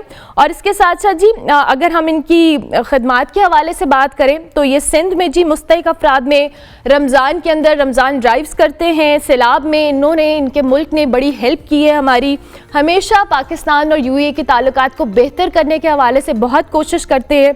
Popular है, फेमस है, उर्दू बड़ी अच्छी जानते हैं। आज हम इनसे उर्दू में बात भी करेंगे और इनसे इनका जो जर्नी है उसके हवाले से भी जानेंगे। हम खुश आमदीद कहते हैं कराची में जी तैनात काउंसिल जनरल बखीत अतीक अल रुमैती साहब को। Thank you very much sir. अस्सलाम वालेकुम, कैसे हैं आप? वालेकुम अस्सलाम व रहमतुल्लाहि व बरकातहू। अल्हम्दुलिल्लाह। थैंक यू वेरी मच, आपका बहुत बहुत शुक्रिया कि आपने सुबह हमें वक्त दिया। बड़ा अच्छा लग रहा है आज आपसे बात करके। और आपका जो ये 25 साल का जर्नी है हम ज़रूर इसके हवाले से इसको आज अपने प्लेटफॉर्म से भी पब्लिक न्यूज़ से भी सेलिब्रेट कर रहे हैं क्योंकि आपका बड़ा इंपॉर्टेंट रोल रहा है। इस सेलिब्रेशन का आगाज़ आप अपनी थॉट्स से करें कि आपको कैसा लगा आपका ये जो इतना लंबा सफ़र है एज ए काउंसिल जनरल। सबसे पहले मैं आपकी चैनल को और आपको बिलखुसूस शुक्रिया दे रहा हूँ जो सुबह मॉर्निंग शो में हमको इस रिपोर्ट को हमारे लिए बड़ी फ़ख्र के और एज़ाज़ का जो मैंने 25 साल पाकिस्तान में वर्क किया, काम किया और मैं अपने एक अहम लाइफ का और हम जो एज हमारा ज़िंदगी पाकिस्तान में गुजरा हुआ। पाकिस्तान है वो मुल्क जो हमारा यूई का साथ इतना अच्छे तल्लुक़ात है और इतने अच्छे गवर्नमेंट के लेवल और आवाम के लेवल और कल्चर भी काफ़ी पाकिस्तान और यूई के नज़दीक है। हमारा जो सफ़र है इस पाकिस्तान में जे में सनत 2000 आए थे और हमारा मरहूम इज़्ज़त माब शेख ज़ायद बिन सुल्तान जो हमारा यूई का बानी है, जो यूई का फादर है, जो हमारा फादर का जैसा है, जो पूरा यूई का अवाम का फादर बोलते हैं। सिर्फ यूई अवाम सिर्फ नहीं है, जो पाकिस्तानी मुकीम उधर भी अपना वालिद समझ लेते हैं, वो भी बोलते हैं बाबा ज़ायद। जितने पाकिस्तानी मुकीम उधर थे कुछ लोग पाकिस्तान वापस आ गए। हमें मैं तो फ़ख्र फ़ील करता हूँ। मैं वालिद शेख ज़ायद से मैंने काफ़ी चीज़ सीखा। इनकी कदम से इनकी पाकिस्तान के लिए जो प्यार है, जो पाकिस्तान के लिए साथ देना है, जो इनकी कितना प्रोजेक्ट है पाकिस्तान, इंफ्रास्ट्रक्चर हो या हेल्थ सेक्टर में या स्कूल्स या वुमेन हॉस्पिटल, काफ़ी जगहों में इनकी प्रोजेक्ट है पाकिस्तान में। आप बलूचिस्तान में अगर आप देखोगे या आप सिंध में हैं या बलूचिस्तान, मुख्तलिफ़ जगहों में आपको नज़र आ जाएंगे। और ये चीज़ें कंटिन्यू हो रहा, ये इनकी वफ़ात के बाद ये ख़त्म नहीं हुआ। वो भी इनका बड़ा बेटा शेख खलीफा बिन ज़ायद अल्लाह जन्नत नसीब दे, वो इनके तन्यूर में भी वही चीज़ इससे इक़दामात भी कर रहे थे, इनके चीज़ों को आगे कर रहे थे और मज़ीद पाकिस्तान के साथ हम लोग को ताल्लुक़ात ज़्यादा मतलब मज़बूत और हाई लेवल में चलेगी पाकिस्तान और यूएई का। और एक मिसाल का भी दुनिया में पाकिस्तान और यूएई का इतना ताल्लुक़ात इतना अच्छा है हर सेक्टर में। अगर आप पीपल टू पीपल आप देखोगे सफारत खाने या हमारा एम्बेसी या हमारा कौंसलेट, हम लोग सिर्फ ब्रिज है आपकी आवाम की, आपकी गवर्नमेंट की, आपकी इन्वेस्टमेंट के लिए। डेफिनेटली और वो ब्रिज, वो कंट्रीब्यूशन नज़र भी आती है। और आपने ख़ुद भी कहा कि 25 साल एक बहुत बड़ा हिस्सा होता है जो आपने यहाँ पे गुजारा है। एंड आई थिंक कि आपका वो टाइम, आप जिस तरह से हमसे बात भी कर रहे हैं और जितनी अपनायत से आप पाकिस्तान को डिस्कस कर रहे हैं वो नज़र भी आ रहा है। बाकी अतीक रुमैती साहब, मुझे ये भी बताइएगा, जाहिर है आपने इतना अरसा यहाँ पे गुजारा है, स्टार्टिंग के अंदर जब भी आप कहीं जाते हैं बहुत सारे चैलेंजेस होते हैं ताल्लुकात को बेहतर करने के लिए, सरकारी सतह पर, अवामी सतह पर।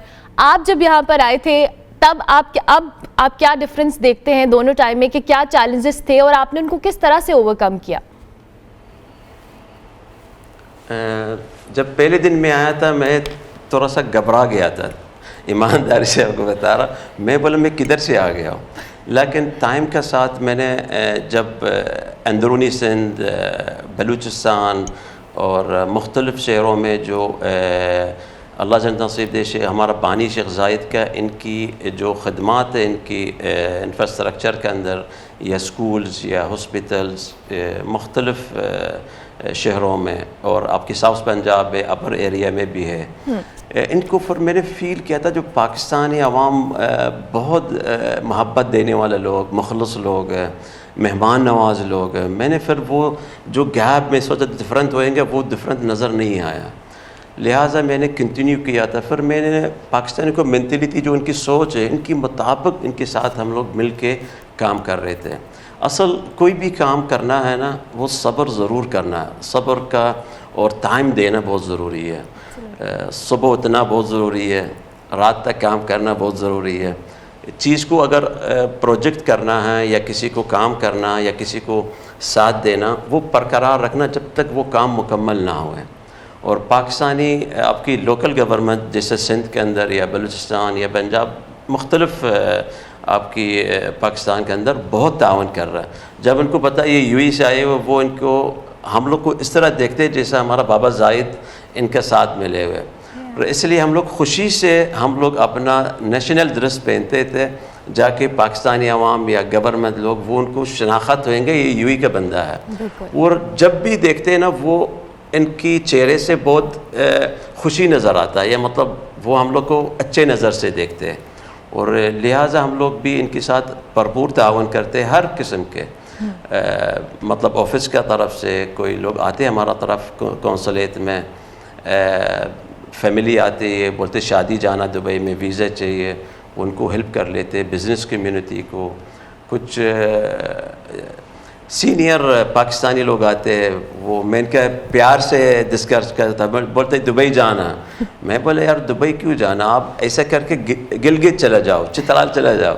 बोलते हम देख चुके हैं। वो इनके प्यार से मैं इनको बोलता अंदरूनी मुल्क के सयाह कर लो।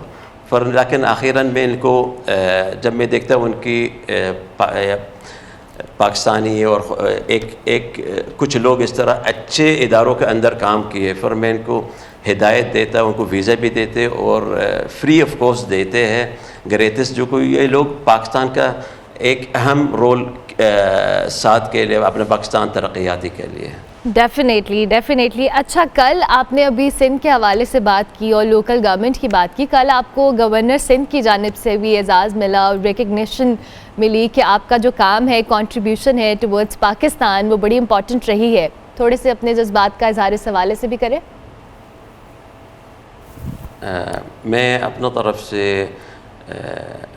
भाई कमरान तसूरी गवर्नर सिंध का, जो इनका मोहब्बत और ख़ुलूस यूएई के लिए और ख़ास तौर पे हमारे लिए, वो हमको जानते हैं, वो फॉलो भी करते हैं। जो हमारा काम है पाकिस्तान में, मैं दिल से काम कर चुका हूँ और करके आ रहे, और कोशिश करता हूँ मैं अपना मुल्क यूएई का और पाकिस्तान का जितना भी अच्छा माहौल बनाना ज़रूरी है। वो सवा इन्वेस्टमेंट के लिए, सवा अपना विज़िट के लिए, या सवा अपना पाकिस्तानी अगर जो लोग उधर इन्वेस्टमेंट करने, या हमारा यूएई गवर्नमेंट का इन्वेस्टमेंट पाकिस्तान में। और ये पिछले साल आपको काफ़ी फ़र्क नज़र आया इस खदमात के अंदर ही है। और वो फोकस करता कामरान तसूरी मतलब जो लोग खदमात कर रहे हैं इनको अप्रिशिएट कर रहा, और ये चीज़ बहुत अच्छा लगा। और कम से कम किसी ने ये चीज़ शनाख्त रखा, और 25 साल के एक बहुत मतलब अच्छा सरफस हमारा लाइफ से हिस्सा है, और वो अगर शनाख्त किया, मैं अपना तरफ से भी इनको और इनकी गवर्नर हाउस को जितने भी हमले इनकी हमारा तरफ से इनके लिए बहुत बहुत शुक्रिया। हम सब आपकी खदमात को रिकग्नाइज़ करते हैं, और ख़ास तौर पे हमारे चैनल, हम सब लोग कहीं ना कहीं हमेशा इस हवाले से तारीफ़ भी करते हैं। आपकी खदमात डेफ़िनेटली बहुत ज़बरदस्त हैं। आपने सियाहत का जिक्र किया, आप जब आपके दोस्त आते हैं और आपसे कहते हैं कि हमने दुबई या यूएई जाना है और वहाँ विज़िट करना है, तो आप उन्हें यहाँ पर अंदरूने मुल्क सियाहत का कहते हैं। आपके हवाले से मुझे पता चला है कि आप कराची हो, सिंध हो, हर गली हर इलाके से बखूबी वाकिफ़ हैं, तो आप भी, मेरा ख़्याल है कि बहुत ज़्यादा आपने एक्सप्लोर किया है सिंध को, और पाकिस्तान को आपने कितना एक्सप्लोर किया, ये बताएं। पाकिस्तान में पंजाब को भी मैं अच्छा तरीके से विज़िट करता हूँ। और कुछ हमारा इंटरव्यूज़ जो वीज़ा के लिए लोग आते हैं, जब मैं देखता हूँ थोड़ा सा इनके पास पेपर मुकम्मल नहीं है, मैं हेल्प करना चाहता हूँ, मैं इनको बोलता हूँ मैं आपको सवाल पूछ लूँगा आज, अगर आप जवाब दोगे आपको वीज़ा दे दूँगा। वो बोलता है पूछ लेना। कुछ ख़वातीन भी हज़रात सबसे पहले से, मैं बोला अल्लामा इक़बाल इनका घर किधर है, वो मैं ये झटका लगा, वो बोलते इंडिया का इनका घर में। मैं बोला नहीं तो लाहौर का एयरपोर्ट का, अल्लामा इक़बाल एयरपोर्ट का नाम। बोला अच्छा लाहौर में। मैं बोला इनका कब्र लाहौर में, लेकिन इनका घर सियालकोट में। वाह, तो लोग का थोड़ा नॉलेज में आज बिल्कुल क्या बात है। मतलब आपको पता है इस चीज़ मुझे पता है, मैं लाहौर में हूँ तो मुझे इतना पता है लेकिन आपसे मैं थोड़ा डर गई। मैंने कहा अगर इन्होंने मुझसे कराची का कोई सवाल कर लिया तो मेरे लिए ज़रा मुश्किल हो जाएगी। लेकिन आई एम रियली ग्लैड कि आपने लाहौर को, पंजाब को, सिंध को इतना ज़्यादा एक्सप्लोर किया है।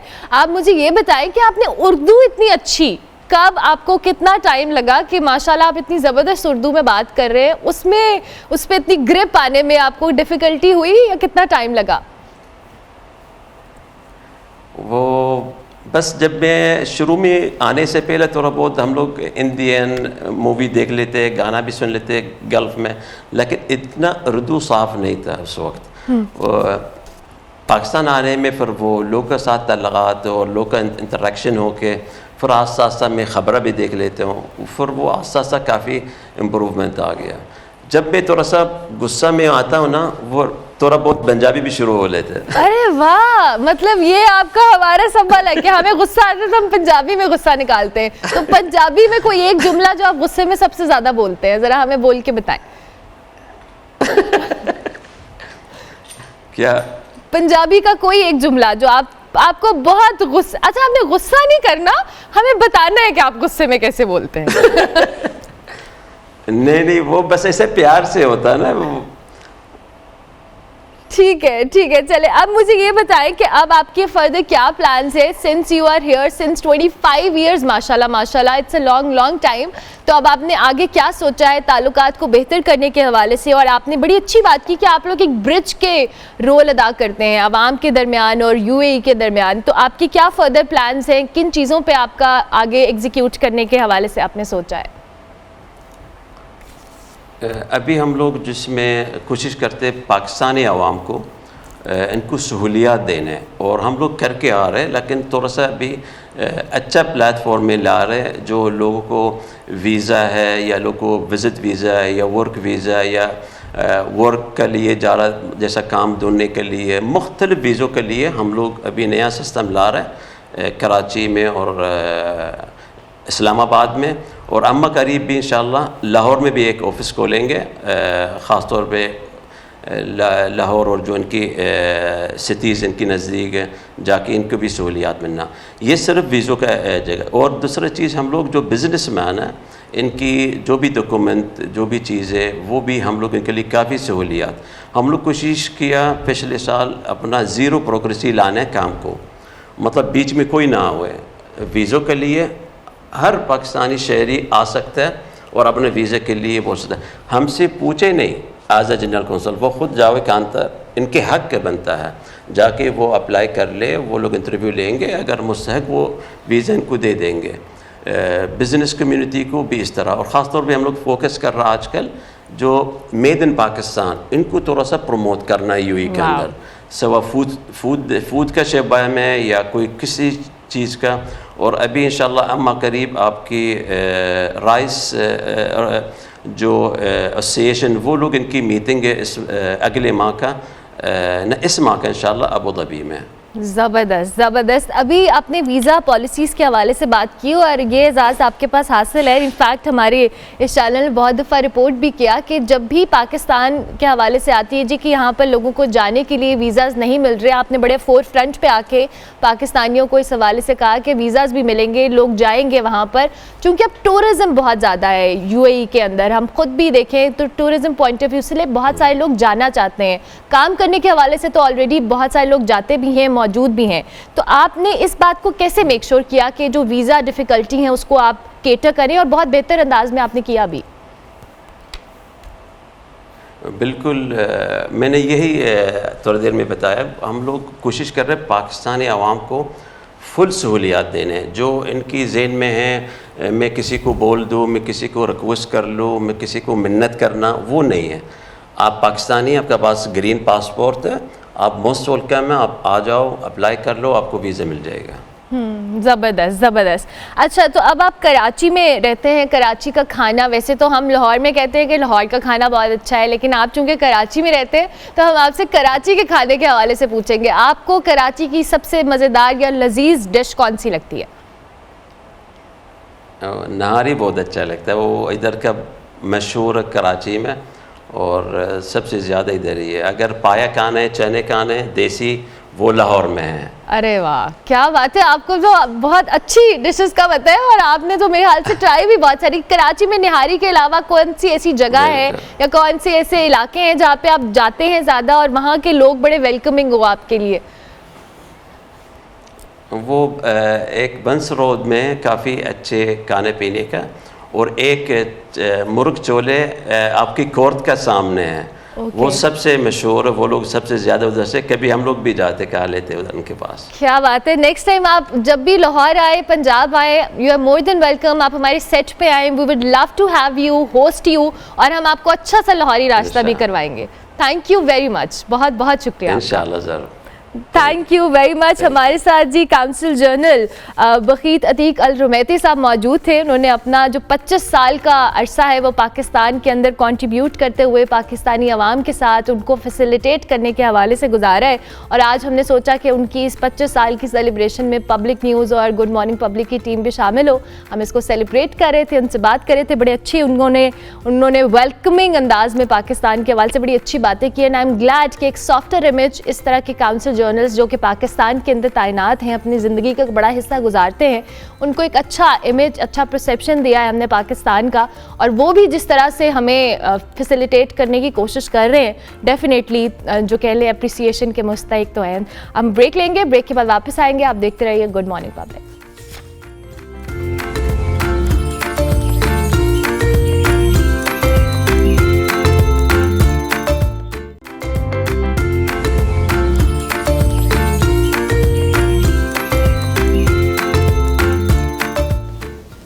Welcome back to good morning public. जी, ब्रेक के बाद वापस आ गए हैं। अब आपको पता है हमारी जो लाउंज डिस्कशन है वो उसका टाइम आ चुका है, और एज यूजुअल हमारे पास बड़े डाइवर्स गेस्ट हैं। एक हमारे पास आज स्पेस एजुकेटर हैं। आज हम स्टार्स या प्लैनेट्स की जो अलाइनमेंट है उसके हवाले से बात करेंगे, जो कि एक बहुत इंटरेस्टिंग टॉपिक भी है, और 25 जनवरी को आई गेस ये हम देखेंगे, या 22 को आई गेस ये, इसमें हमें यमुना बताएंगी। यमुना मजीद हमारे साथ मौजूद है, स्पेस एजुकेटर है, और आप इनको पहले भी हमारे शो में देख चुके हैं। बड़ी ज़बरदस्त बातें करती हैं, बड़ा इंटरेस्टिंग इनके टॉपिक्स होते हैं, स्पेस के हवाले से बच्चों को पढ़ाती हैं, उनको सिखाती हैं। वेलकम यमुना, कैसी हैं आप? अल्हम्दुलिल्लाह, I am good, how are you? मैं बिल्कुल ठीक, थैंक यू सो मच। इसके साथ साथ जी हमारे पास एक ऐसी आर्टिस्ट मौजूद है जो सिर्फ एक आर्ट फॉर्म में काम नहीं करती, 3 तरह के आर्ट फॉर्म्स जानती है। इनफैक्ट इससे भी ज़्यादा जानती हूँ कि मुझे 3 का इन्होंने अभी बताया। अभी मैं इनसे और जानूंगी कि इनकी जो वर्सेटाइल ये किस हवाले से है। जी हमारे साथ इस वक्त मौजूद है ज़ूनिया खान, जो कि ऑयल पेंटिंग के साथ साथ वाटर कलर पेंटिंग भी करती हैं, रेजन आर्टिस्ट भी हैं, डीकोपेज आर्ट भी करती हैं। ये आर्ट क्या है, कब से कर रही हैं, इनके आर्ट पीसेस हमारे साथ मौजूद है। ज़ूनिया को खुशामदीद कहते हैं। अस्सलाम वालेकुम। वालेकुम सलाम ज़ूनिया, कैसी हैं आप? अल्हम्दुलिल्लाह ठीक हूँ, आप कैसी हैं? मैं बिल्कुल ठीक, थैंक यू सो मच, बहुत शुक्रिया कि आप तशरीफ लाई। और इसके साथ साथ जी किचन के अंदर अभी से खुशबू आ रही है और हमारे साथ शेफ अली रज़ा मौजूद हैं। अस्सलाम वालेकुम जी। वालेकुम सलाम, मिस कैसी हैं आप? मैं बिल्कुल ठीक, आप कैसे हैं? मैं बिल्कुल फिट। आपके किचन से मुझे अभी स्टार्ट में ही खुशबू आने लगी है, क्या बन रहा है आज? आज मैं तुर्किश डिश बना रहा हूँ। ठीक है। तो कबाबे विद बाबा कनोश। ओए होए, नाम भी बड़ा मुश्किल है। यस। ठीक हो गया। इसमें क्या क्या चीज़ें रिक्वायर्ड है? इसमें सबसे पहले पोटैटो, ओके, चिकन और स्पेशली बैंगन। बैंगन? यस। अरे वाह, ठीक हो गया। जो बैंगन नहीं खाते वो क्या करें? बैंगन बनेंगे इस तरीके से कि आपको खाना पड़ेगा मजबूरन। बस ठीक हो गया, डन। चले अली रज़ा, आप साथ साथ काम करें। और ये इतनी प्यारी सब्जियां जो है ना बेल पेपर, ये शक्ल देख के मुझे मज़ा आ रहा है। अच्छा जी, यमुना की तरफ आते हैं। यमुना, आप बड़ी ज़बरदस्त, हमने आपको पहले भी इनवाइट किया था, मैंने आपकी पॉडकास्ट भी सुनी, आपको बहुत सारा मैं फॉलो भी कर रही हूँ, क्योंकि स्पेस को लेके आपने लोगों के अंदर इतनी क्यूरियोसिटी, इतनी एक्साइटमेंट डाल दी है। आप थोड़ा सा हमें ये स्टार्स या प्लैनेट अलाइन होने के हवाले से बताएं जो हम एक्सपीरियंस करने वाले हैं। तो आई वुड स्टार्ट कि सबसे पहले तो ये कि बहुत ज़्यादा सोशल मीडिया पे पोस्ट आ रहे हैं कि ये बहुत एक रेयर फिनोमेना है। Sorry but it's not very rare. Wow. ठीक हो गया। ये बहुत ज़्यादा रेयर नहीं है। प्लैनेट्स साल में डिफरेंट मंथ्स में हम कभी ना कभी कोई ना कोई प्लैनेट जो है वो ऑब्जर्व कर सकते हैं। समटाइम्स आसमान में स्टार ही हमें वो लग रहा होता है कि वो स्टार है, बट वो एक्चुअली प्लैनेट होता है। Venus is very common to look in the night sky, बल्कि वीनस को मॉर्निंग स्टार और इवनिंग स्टार भी कहा जाता है, क्योंकि वो सुबह के टाइम, फजर के टाइम और मगरिब के टाइम नजर आता है अक्सर। अभी का जो इवेंट हो रहा है उसमें ख़ास बात यह है कि आप एक ही वक्त में आसमान में मैक्सिमम प्लैनेट्स को देख सकते हैं। तो अभी कल भी हमारा एक इवेंट है जिस प्लैनेटरी परेड के नाम से, जिसमें हम 4 प्लैनेट्स दिखा रहे हैं, which is Venus, Mars, Saturn and Jupiter. Wow. आसमान में यूरेनस एंड नेपच्यून, ये दोनों प्लैनेट्स भी मौजूद हैं, but we need dark skies for it. पर लाहौर में काफ़ी लाइट्स हैं, विच मीन्स लाइट पोल्यूशन, तो हम बड़े आराम से जो है वो उसको फिगर आउट नहीं कर पाए। आई मीन मैं अभी नहीं कर पाई। मैंने नेपच्यून और यूरेनस के लिए मुझे काफ़ी ज़्यादा टाइम और सुकून चाहिए, which we can't do in the event. So event में हम 4 प्लैनेट्स को फोकस करें, but there will be around 6 planets in the sky. Lovely. मुझे ये बताएं यमुना कि ये जो अभी जिन प्लैनेट आप परेड की बात कर रही हैं, प्लैनेटरी परेड की, क्या ये जो 6 प्लैनेट्स हैं ये हम नेकेड आई से देख सकते हैं? इसमें से 4 you can see naked eye से। Mercury, sorry not Mercury, Venus, Mars, Jupiter and Saturn, ये आपको नेकेड आई से भी नजर आते हैं।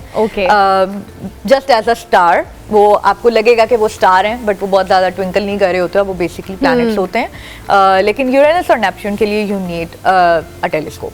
ठीक है। अच्छा यमुना, वैसे एक ऐप भी है जिसपे आप उस नासा की ऐप है, I am not sure about it, आप उसको आसमान की तरफ पॉइंट आउट करें तो वो आपको स्टार्स या प्लैनेट्स की पोजीशन बताते हैं। We can utilize that. जी बिल्कुल। हम फिगर आउट करने के लिए अगर डे टाइम में भी हमने फॉर एग्जांपल येस्टरडे हम अपनी साइट विजिट के लिए गए, हमारे 2 जगह इवेंट हो रहा है, so we went there in day time, but we went there with our apps, और हमने अपने ऐप से ही अंदाज़ा लगा लिया कि अच्छा अभी जब सूरज गुरूब हो जाएगा और प्लैनेट्स इस एरिया में, इस ईस्ट वेस्ट नॉर्थ साउथ किस जगह पर वो हमें नज़र आएंगे, तो क्या कोई बिल्डिंग तो नहीं है रास्ते में, क्या कोई दरख्त तो नहीं है रास्ते में, कितने बजे हमें प्लैनेट इस लोकेशन पर स्काई के इस पैच में नज़र आने लगेंगे। सो आप आराम से उन ऐप्स के साथ ये चीज़ें फिगर आउट कर सकते हैं। Lovely lovely. मैं थोड़ा से और सवालात भी करूँगी, बड़े मज़ेदार डिस्कशन है ये, लेकिन ज़ूनिया हमारे साथ मौजूद है। ज़ूनिया, हमें थोड़ा सा अपनी आर्ट के हवाले से बताएं, कब से कर रही हैं, किस तरह के मीडियम्स को आप यूटिलाइज़ कर रही हैं? एक्चुअली मुझे तो बचपन से शौक़ था, और मेरी फैमिली में बेसिकली मेरी सिस्टर्स स्केचिंग करती थी। तो उनको देखा था कि मुझे भी शौक़ पैदा हुआ, और तब से शौक़ चलता चलता चलता अभी तक मैं कर रही हूँ और मुझे नहीं लगता ये कभी ख़त्म होगा। मेरा डेफिनेटली पैशन है ये मेरा और मुझे बहुत शौक है और मैंने कई तरह का आर्ट सीखा है। हाँ सीखा भी है। एक्रेलिक और जो ऑयल पेंट था बेसिकली वो मैंने इंस्टीट्यूट से किया हुआ है। ओके। और बाकी जो अब डीकोपेज आर्ट है और कैंडल मेकिंग है ये मैंने खुद से ही बस डीकोपेज आर्ट बताएंगे क्या होता है? डीकोपेज बेसिकली ये डीकोपेज आर्ट है। दिखाएं जी कैमरे में। ओके ये देखिए। अच्छा बेसिकली ये जो बैग पे बना हुआ है, मेरी स्केचिंग तो अच्छी है, मुझे आता है बनाना सब कुछ, लेकिन वैसे जाहिर है मैंने सीखना था ये देख के तो मैंने ट्राई किया था। ये पेपर वर्क है। बेसिकली ये डीकोपेज उन लोगों के लिए है जिनको आर्ट का कुछ आता नहीं है, मतलब वो स्केच के लिए लाइन भी नहीं खींच सकते, तो वो अपनी पसंद की कोई भी पिक्चर लेके उसको इस तरह यूटिलाइज कर सकते हैं। लेकिन डिपेंड करता है, जाहिर है आपका माइंड सेटअप भी वैसा होना चाहिए कि आप इसको कितनी खूबसूरत तरीके से दिखाएं लोगों को। अच्छा, आप सेल्फ टॉट आर्टिस्ट हैं या आपने किसी से ट्रेनिंग ली, प्रॉपर्ली सीखा? ट्रेनिंग बिल्कुल नहीं ली, मैंने आपको बताया मैंने इंस्टीट्यूट से किया है। ओके। वो जस्ट किया था, उसके बाद मैं खुद से ही करती हूँ। प्रैक्टिस के थ्रू? हाँ जी, मुझे जो दिल करता है मैं वो बनाती हूँ और मैंने कभी किसी से सीखा नहीं है। ये भी मैंने बेसिकली सीखा नहीं है, बस देखा है, एक दो वीडियोस देखी थी तो मैंने कहा उसके बाद ट्राई किया जाए। तो अल्हम्दुलिल्लाह बहुत अच्छा जा रहा है ये और मज़ा आता है मुझे और चेंजिंग है ये बहुत ज़्यादा। डेफिनेटली आपकी मुझे लगता है थेरेपी होती है जो आर्ट करते हैं उनके लिए। ऐसे ही मैं समझती हूँ कि जो औरतें फारिग रहती हैं ना, मैरिड औरतें भी खासतौर पर ज़्यादातर फारिग होती हैं, बच्चे बड़े हो जाते हैं, उनको भी ये करना चाहिए। इससे आपका डिप्रेशन बेसिकली भी कम हो जाता है। I agree. और मज़ा आता है इस काम में बहुत ज़्यादा। तो मुझे बताएं, और रेजन आर्ट भी आप करती हैं? और भी आर्ट रेजन आर्ट है। Okay, lovely. क्रेज है ओके बेसिकली। और इसके अलावा मैं कैंडल मेकिंग करती हूँ और ये है कि जितनी भी ओल्ड फर्नीचर होता है, हाँ। बेसिकली ये जो डीकोपेज आर्ट है बेसिकली ओल्ड फर्नीचर को न्यू करने के लिए कर सकते हैं आप। तो आपके पास आइडियाज होने चाहिए, आपका जो मेंटल लेवल है वो भी आर्टिस्ट किस्म का हो तो आप सब कुछ क्रिएट कर सकते हैं। हाँ, वैसे you know artist are born artist, मतलब उसमें आपको सीखना या उस तरह से नहीं, आपके अंदर एक स्किल अलग गॉड गिफ्टेड होती है। अच्छा जी, हमारे किचन में क्या बन रहा है? कुछ बना है? क्या बना है जी अली साहब? ये बाबा गनुश बन गया। इसमें क्या क्या चीजें हैं? इसमें सबसे पहले मैंने आपको पहले बताया था बैंगन, ठीक है, पोटैटो, कैरेट और कलर वेजिटेबल है, ठीक है। तो इसको बेसिकली बटर और स्पेशली ऑलिव ऑयल में तैयार किया गया, ठीक है। इसको आपने सौते किया है? जी जी, सौते किया है, ठीक है। और इसमें आपने कोई ड्रेसिंग वगैरह ऐड की है या जी नहीं? जी, ड्रेसिंग अभी मैं कर रहा हूँ इसकी। Okay okay. और आपने दूसरी उसमें क्या कुक हो रहा है? उसमें तो तोश कबाब हो रहा है, ये देख। इसमें जी कैमरा में दिखाएं। इसमें चिकन और सिर्फ पोटैटो है अभी तक। Chicken and potato. जी जी। ओके। और आप इसको किसी चीज के साथ, किसी ब्रेड के साथ? जी जी, पिटा ब्रेड के साथ सर्व करेंगे हम। Okay okay okay. यमुना, मुझे ये बताएं कि ये जो फिनोमेना है, जो साइट हम देखने वाले हैं कल, ये कितने अरसे के लिए है? क्योंकि बहुत सारी, as you said, social media पे बहुत सारी खबरें चल रही थी जी कि 15 फरवरी तक रहेगा या ऐसे। इसमें क्या सच्चाई है, क्या सदाकत है, हमें बताएं थोड़ी सी। Few weeks to few months भी हो सकता है। अच्छा, प्लैनेट्स आते जाते रहते हैं, जैसे अभी मरकरी नहीं है। अच्छा, ठीक है। और फरवरी के एंड मार्च में हम मरकरी भी देख सकेंगे। फरवरी एंड? यस, फरवरी एंड मार्च में हम मरकरी देख सकेंगे। लेकिन अगर हम मरकरी देख रहे हैं तो देयर आर चांसेस कि एक दो प्लैनेट्स जो हैं वो शायद ना हो, शायद Saturn might not be visible उस टाइम तक। तो प्लैनेट्स जो हैं वो अपने ऑर्बिट के हिसाब से हमें कुछ ना कुछ मंथ्स में नजर आते ही रहते हैं, ठीक है। कुछ ऐसे मंथ्स भी होते हैं जिसमें हमें शायद कोई भी प्लैनेट नहीं नजर आता। अच्छा, ये वाला भी होता है, लेकिन ठीक है, इट्स गुड कि हम ये चीज़ एक्सपीरियंस करें। अच्छा, हमारे यहाँ अब थोड़ा सा, चूँकि since you are space educator, आप बच्चों को पढ़ाती भी हैं, सिखाती भी हैं, मुझे थोड़ा सा बताएं विद टाइम जो बच्चों के अंदर या यंग जनरेशन के अंदर कितनी आपने क्यूरियोसिटी, एक्साइटमेंट आप आते हुए देखी है? कम थी, ज़्यादा हुई है, ज़्यादा हुई थी, कम हुई है? क्या आपका ऑब्जर्वेशन है? बहुत ज़्यादा हुई है, ज़्यादा हुई है। आई थिंक बच्चों के अंदर तो they are born with curiosity, every human is born with curiosity. बस जब हम बड़े होते हैं और स्कूल्स में जाते हैं, वो हम ब्लॉक्स में फिक्स हो जाते हैं कि हमने ये सब्जेक्ट पढ़ना है, ये सब्जेक्ट पढ़ना है, और फिर किसी और सब्जेक्ट की जगह नहीं रहती। उसमें वो अपनी क्यूरियोसिटी से समझ लें कि हाथ धो बैठते हैं। लेकिन हम जो छोटे बच्चों के साथ काम करते हैं, उनके बहुत मासूमाना और बहुत इंटरेस्टिंग सवाल होते हैं स्पेस को लेकर। बट अब तो इट्स ऑलमोस्ट 8.5 years जब से मैं काम कर रही हूँ, मैंने देखा है कि क्यूरियोसिटी बड़ों में भी है, सवाल अब वो भी करते हैं, which is very good. Overall Pakistan में इकोसिस्टम बहुत इम्प्रूव हुआ है। जब मैंने काम शुरू किया था तो 2 बड़े एमेच्योर एस्ट्रोनॉमी क्लब्स थे सिर्फ आउटरीच पर, और बच्चों के साथ इतना ज़्यादा काम नहीं हो रहा था। अब काम हो भी रहा है, डिफरेंट कम्युनिटीज़ में लोग अपने इर्द गिर्द स्कूल्स में काम स्टार्ट कर रहे हैं, और साथ में इसको रिकग्निशन भी मिल रही है। I got recognized by ISPR few years ago, जब उन्होंने प्राइड ऑफ पाकिस्तान दिया। अभी next week we are called at PM house. तो there are a lot of things and it's a good sign कि पहले बिल्कुल भी कुछ नहीं हो रहा था और अब काम हो रहा है, तो उसको गवर्नमेंट भी एक्सेप्ट कर रही है, उसको रिकग्निशन मिल रही है। तो आई वुड से कि बहुत ज़्यादा पेरेंट्स इसके बारे में सवाल करते हैं कि क्या फ़ायदा ये पढ़ने का जब मुल्क में तो ये है ही नहीं।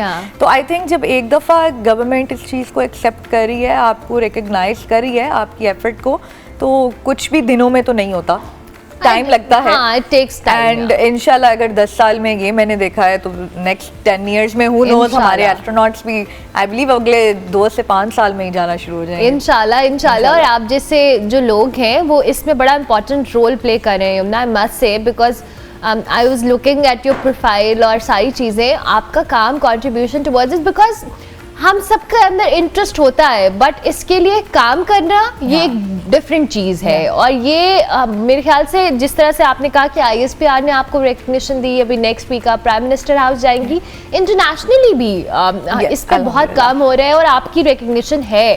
सो इंटरनेशनल स्टैंडर्ड्स को देखा जाए या इंटरनेशनली स्पेस साइंसेज या इन चीज़ों को हम देखें, तो पाकिस्तान के अंदर वेयर डू वी स्टैंड अगर हम इम्प्रूव कर रहे हैं तो?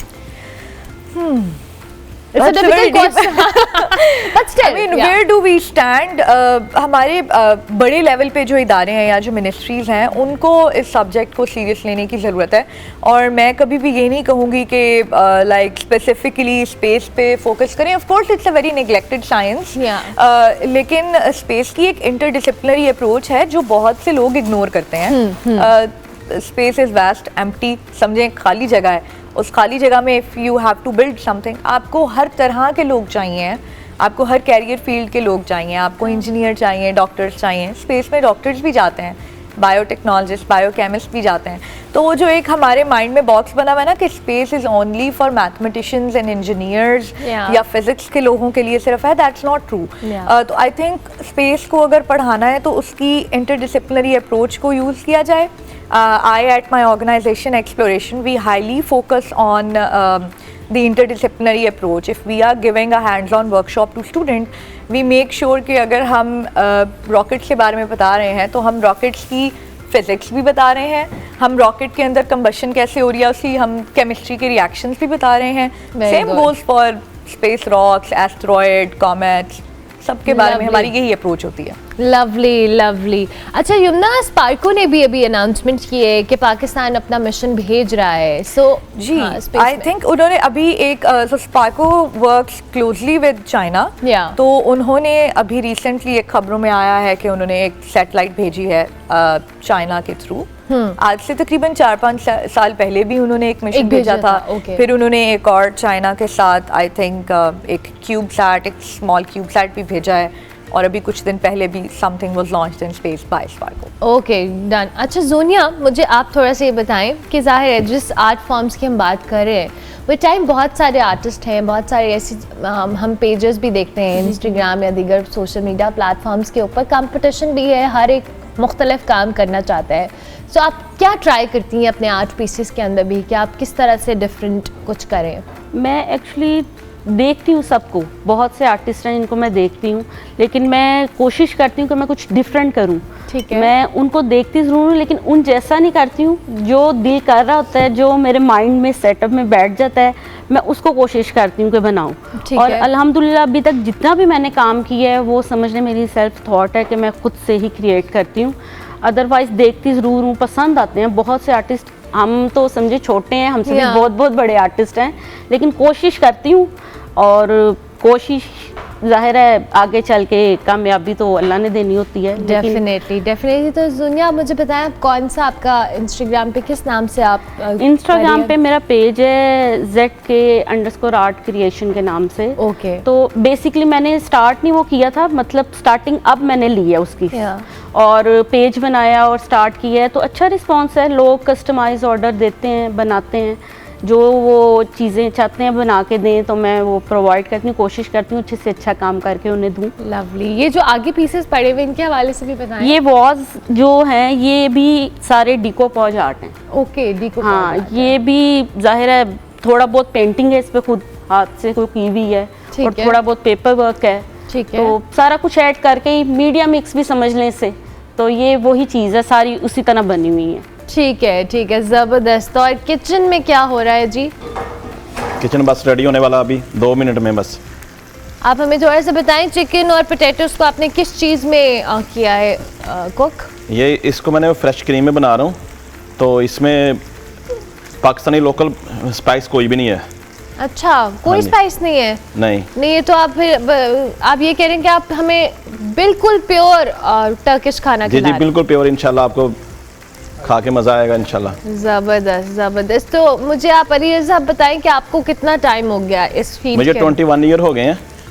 रॉयल पाम से मैंने स्टार्ट किया था, तो अभी मैं अल्हम्दुलिल्लाह एक फास्ट फूड चैन का एग्जीक्यूटिव शेफ़ हूँ।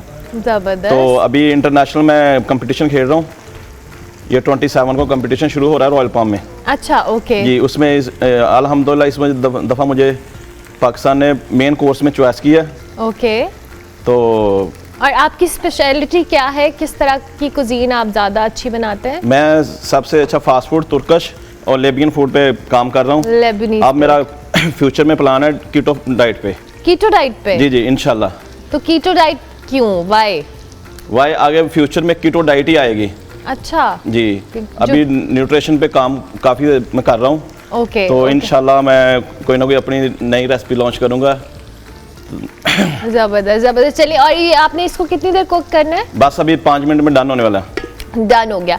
अच्छा युमना, मुझे आप ये बताएं कि आप जब अभी, चूँकि आपकी ऑर्गेनाइजेशन के थ्रू भी आप बहुत सारा काम कर रही हैं, हाउ इज़ द रिस्पॉन्स? अब आपके स्टूडेंट्स जब आप कैंप्स करती हैं, मुख्तलिफ जगह पे जाके वर्कशॉप्स लेती हैं, तो कैसा रिस्पॉन्स आपको मिलता है towards this specific field? Response तो बहुत अच्छा मिलता है, बच्चों से बहुत ज़्यादा अच्छा रिस्पांस मिलता है, हमें टीचर्स से भी रिस्पांस मिलता है, क्योंकि जब हम सो देयर आर 2 वेज, हम अपनी प्राइवेट वर्कशॉप्स भी करते हैं, ठीक है, एट डिफरेंट वेन्यूज़, और हम स्कूल्स के साथ भी काम करते हैं। तो स्कूल्स के साथ काम करना आई प्रेफर, क्योंकि आप एक ही दफ़ा में ज़्यादा ऑडियंस को रीच करते हैं। अभी हमने अपना एक सिग्नेचर इवेंट लॉन्च किया विद द नेम ऑफ फल्कियाती फेस्ट। ये हमने अपनी 8th एनिवर्सरी पे ये लॉन्च किया है, और इसका मकसद है कि हम अपनी आउटरीच एफर्ट्स को लाहौर से बाहर लेकर जाएं। तो अभी जो हमने लास्ट फेस्ट किया है उसमें भी हमें बच्चों का बहुत अच्छा रिस्पांस मिला है। टीचर्स से जो रिस्पांस मिलता है वो ये होता है कि काफ़ी मिक्स रिस्पांस मिलता है, क्योंकि वो उन्हीं टीचर्स के स्टूडेंट्स होते हैं, और वो उसी बिल्डिंग में, उसी वेन्यू में टीचर्स अपने बच्चों को एक कम्प्लीटली डिफरेंट तरह से रिएक्ट करते देखते हैं।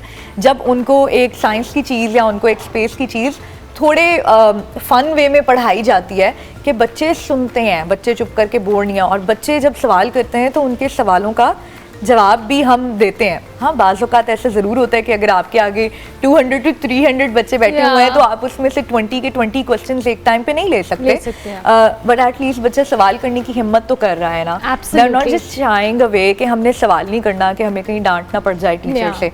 तो टीचर्स से हमें काफ़ी मिक्स रिस्पांस मिलता है, जिसमें टीचर्स बाद में भी हमसे पूछते हैं कि ये आपने कैसे किया, and this is very good. तो बच्चों ने बहुत ज़्यादा इंटरेस्ट लिया, और बच्चों से तो नो डाउट बच्चों से हमें इतना अच्छा रिस्पांस मिलता है, तो इसीलिए तो मैं 8-9 साल से काम कर रही हूँ।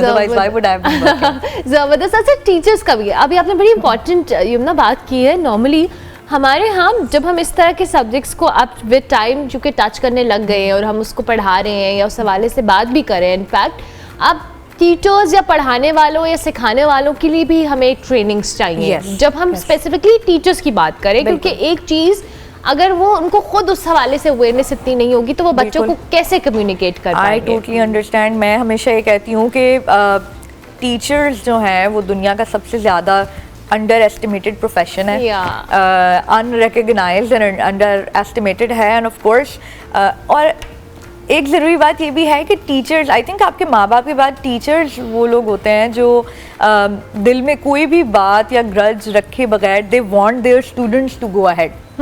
जैसे हम नॉर्मली कहते हैं ना कि पीपल कांट एक्सेप्ट दूसरे लोगों की सक्सेस या समथिंग, लेकिन नहीं, टीचर्स, आपके माँ बाप के बाद टीचर्स वो लोग होते हैं जो चाहते हैं कि हमारे बच्चे आगे जाएं। नो डाउट जब आप उनको ट्रेनिंग्स प्रोवाइड नहीं कर रहे, जैसे हम कहते हैं कि स्कूल्स के ब्लॉक्स हैं और ये सब्जेक्ट पढ़ लो वो सब्जेक्ट पढ़ लो, उस तरह आई एम श्योर कि टीचिंग ट्रेनिंग में और किस तरह से आपने टीचिंग का प्रोफेशन अडॉप्ट करना है उसमें भी हमारे कुछ और मेजर ट्रेडिशंस होंगे।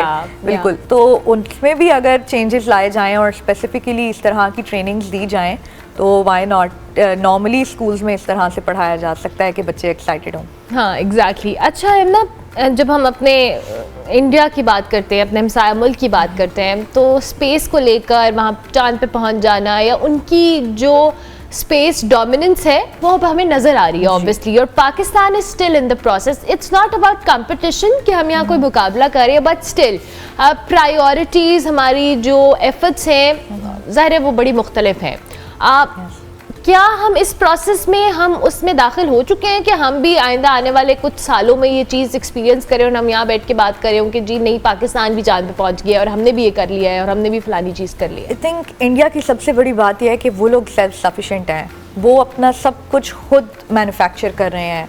उन्होंने प्राइवेटली अपना रॉकेट बनाया, वो सब कुछ खुद इन इंडिया बना सकते हैं, और सबसे बड़ी बात ये कि साउथ एशियन रीजन में वो बना रहे हैं, उनको बहुत सारी चीज़ें जो है ना वो कॉस्ट इफेक्टिव रह रही हैं। हमारे अपने आई एम नॉट श्योर कि बहुत ज़्यादा कोई मैन्युफैक्चरिंग नहीं हो रही।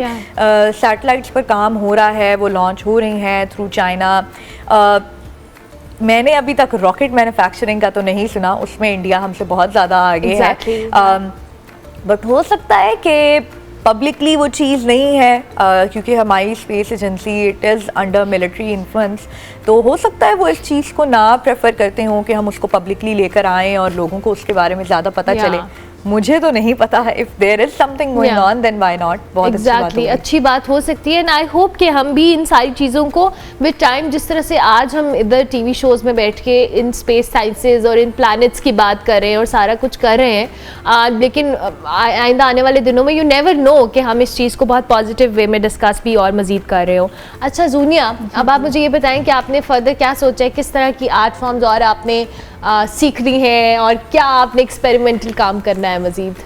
सीखने का तो आप समझें कि जो जो चीज़ आती जाएगी वो मैं सीखूंगी, क्योंकि मुझे आर्ट का शौक़ है और अभी तक तो अल्हम्दुलिल्लाह ये सब चीज़ें सीखी हैं। मैं एक्चुअली इंस्टा पेज पे मैं अक्सर देखती रहती हूँ आउट ऑफ कंट्री के लोगों को, उनका जो न्यू आर्ट होता है उसको मैं ट्राई ज़रूर करती हूँ, तो अल्हम्दुलिल्लाह ट्राई कर कर के बहुत कुछ सीख लिया है। तो आगे भी यही है कि इंशाल्लाह ताला जैसे कोई न्यू आएगा उसको ज़रूर सीखूंगी, क्योंकि मुझे शौक़ है इस चीज़ का, न्यू से न्यू चीज़ को क्रिएट करने का।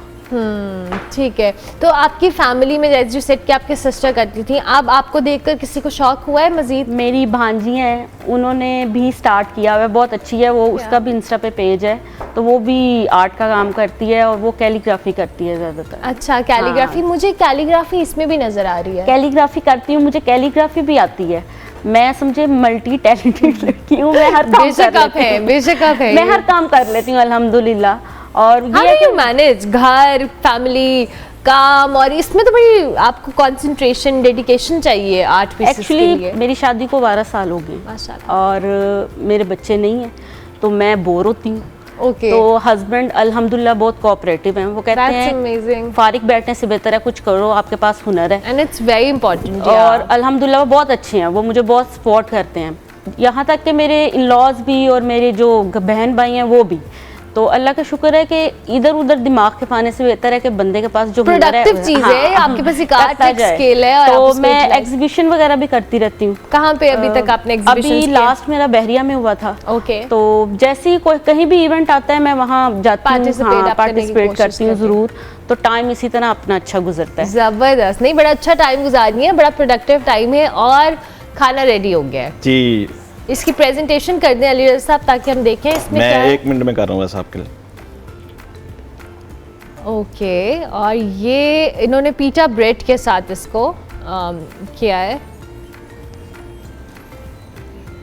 जब ये सेट पे खामोशी होती है ना, मुझे बिल्कुल अच्छा नहीं लग रहा होता, क्योंकि इतनी बोलती हूँ मैं, और फिर हम खामोशी में बात करके अजीब सा लग रहा होता है मुझे कि क्यों चुप क्यों है सब। ठीक है जी, ये प्रेजेंटेशन कैमरे में दिखा दें प्लीज। ये पैन प्लीज आप थोड़ा सा साइड पे कर देंगे ताकि कैमरे में एग्जैक्टली, और इसको थोड़ा सा आप आगे कर दें, इधर रख दें इस टेबल के ऊपर, सो दैट कैमरा अच्छे से इसको कैप्चर कर ले आपकी जो इतनी खुश शक्ल डिश है। Presentation is very important guys. जब भी कोई शेफ आता है और वो अच्छी प्रेजेंटेशन के साथ खाना देता है, ये बड़ा अच्छी एक चीज़ है, क्योंकि हम जब खाने रेस्टोरेंट्स में जाते हैं, खाने की शक्ल देख के हमारी भूख एपेटाइट में इजाफा होता है। So that's how it is. इस डिश का नाम दोबारा बताएं अली रज़ा साहब, क्या नाम है इस डिश का? इसका नाम है तोक कबाबे विद बाबा कनूश। तोक कबाबे विद बाबा नूश। ओए होए, बड़ा मेरा तो मैं बहुत मुश्किल। थैंक यू वेरी मच जी, बहुत ज़बरदस्त। आज आप थोड़ी देर बाद इसको टेस्ट करेंगे। इन द एंड यमुना, आप जब प्लैनेट्स और सियारों और इन चीज़ों की बात करते हैं, हमारे यहाँ लोगों का कॉन्सेप्ट ये है कि हम हॉरोस्कोप की बात करें या ज़ोडिएक साइंस की बात करें, प्लैनेट्स की बात करें। आप ऐसा सुनती हैं? बहुत ज़्यादा, बल्कि one way of telling people के कितना ज़्यादा इम्प्रूव हुआ है पाकिस्तानी स्पेस इकोसिस्टम, वो मैं इस एग्जांपल से बताती हूँ कि देयर वाज अ टाइम जब मैंने काम शुरू किया था, हमारे मॉर्निंग शोज में रेगुलर हम देखते थे हॉरोस्कोप्स का, एस्ट्रोलॉजी का हाल बताते थे। बिल्कुल, हम वो सेगमेंट देखते थे। But now I have been to so many morning shows, यहाँ पे भी अभी मैं दूसरी दफ़ा आई हूँ, तो यही एक मेजरमेंट समझ ले, मैं इसी से गैच करी होती हूँ कि अब से कुछ साल पहले there was just astrology and now media is recognizing के you know they consider it a proper science, और इसमें वो नजूमियत नहीं आ रही है। या इसमें आप जैसे लोग का रोल भी है ना, बिकॉज यू आर डूइंग माशाल्लाह माशाल्लाह वेरी गुड वर्क। आपने लोगों को बताया है कि हॉरोस्कोप, प्लैनेट्स के, सितारों के हाल चाल के अलावा भी दुनिया में बहुत कुछ है। स्पेस साइंसेस एक प्रॉपर सब्जेक्ट है जिसके हवाले से पता होना चाहिए लोगों को। इन द एंड कोई भी मैसेज आप हमारे प्लेटफॉर्म से देना चाहेंगे यमुना? एक छोटा मैसेज तो ये कि हम कल एक इवेंट कर रहे हैं और हमारे पेज पर इसकी सारी डिटेल्स दी हुई हैं at exploration by Yamuna. So if anyone wants to register तो प्लीज़ आप उसको रजिस्टर कर सकते हैं। We will be closing registrations आज शाम को ही। उसके अलावा जनरल मैसेजेस फॉर एनीवन, अगर किसी का भी कोई शौक़ है, ख्वाब है, you have to decide wisely कि आपको किस चीज़ के दरमियान चूज़ करना है, लेकिन ऐसा डिसीजन लीजिए जिसके बाद आपको कभी कोई रिग्रेट ना हो। आज से 20-25 साल के बाद यू आर नॉट थिंकिंग कि ओहो उस टाइम पे मैंने अपनी मर्ज़ी का ये सब्जेक्ट चूज़ कर लिया होता या मैंने ये कैरियर पाथ अडॉप्ट कर लिया होता, तो उस टाइम पे जाके रिग्रेट ना होता। Lovely lovely, thank you very much Yamuna. ज़ूनिया आपका भी बहुत शुक्रिया, बहुत ज़बरदस्त आपका काम है, और अली रज़ा साहब आपका भी बहुत शुक्रिया। तीनों मेहमानों का जी हम शुक्रिया अदा करेंगे। प्रोग्राम का वक्त खत्म हुआ, इंशाल्लाह मेरी आपसे मुलाकात होगी कल। फीडबैक आप हमारे सोशल मीडिया हैंडल्स पर लाजमी दीजिएगा। कल तक के लिए मेरी तरफ से अल्लाह हाफ़िज़।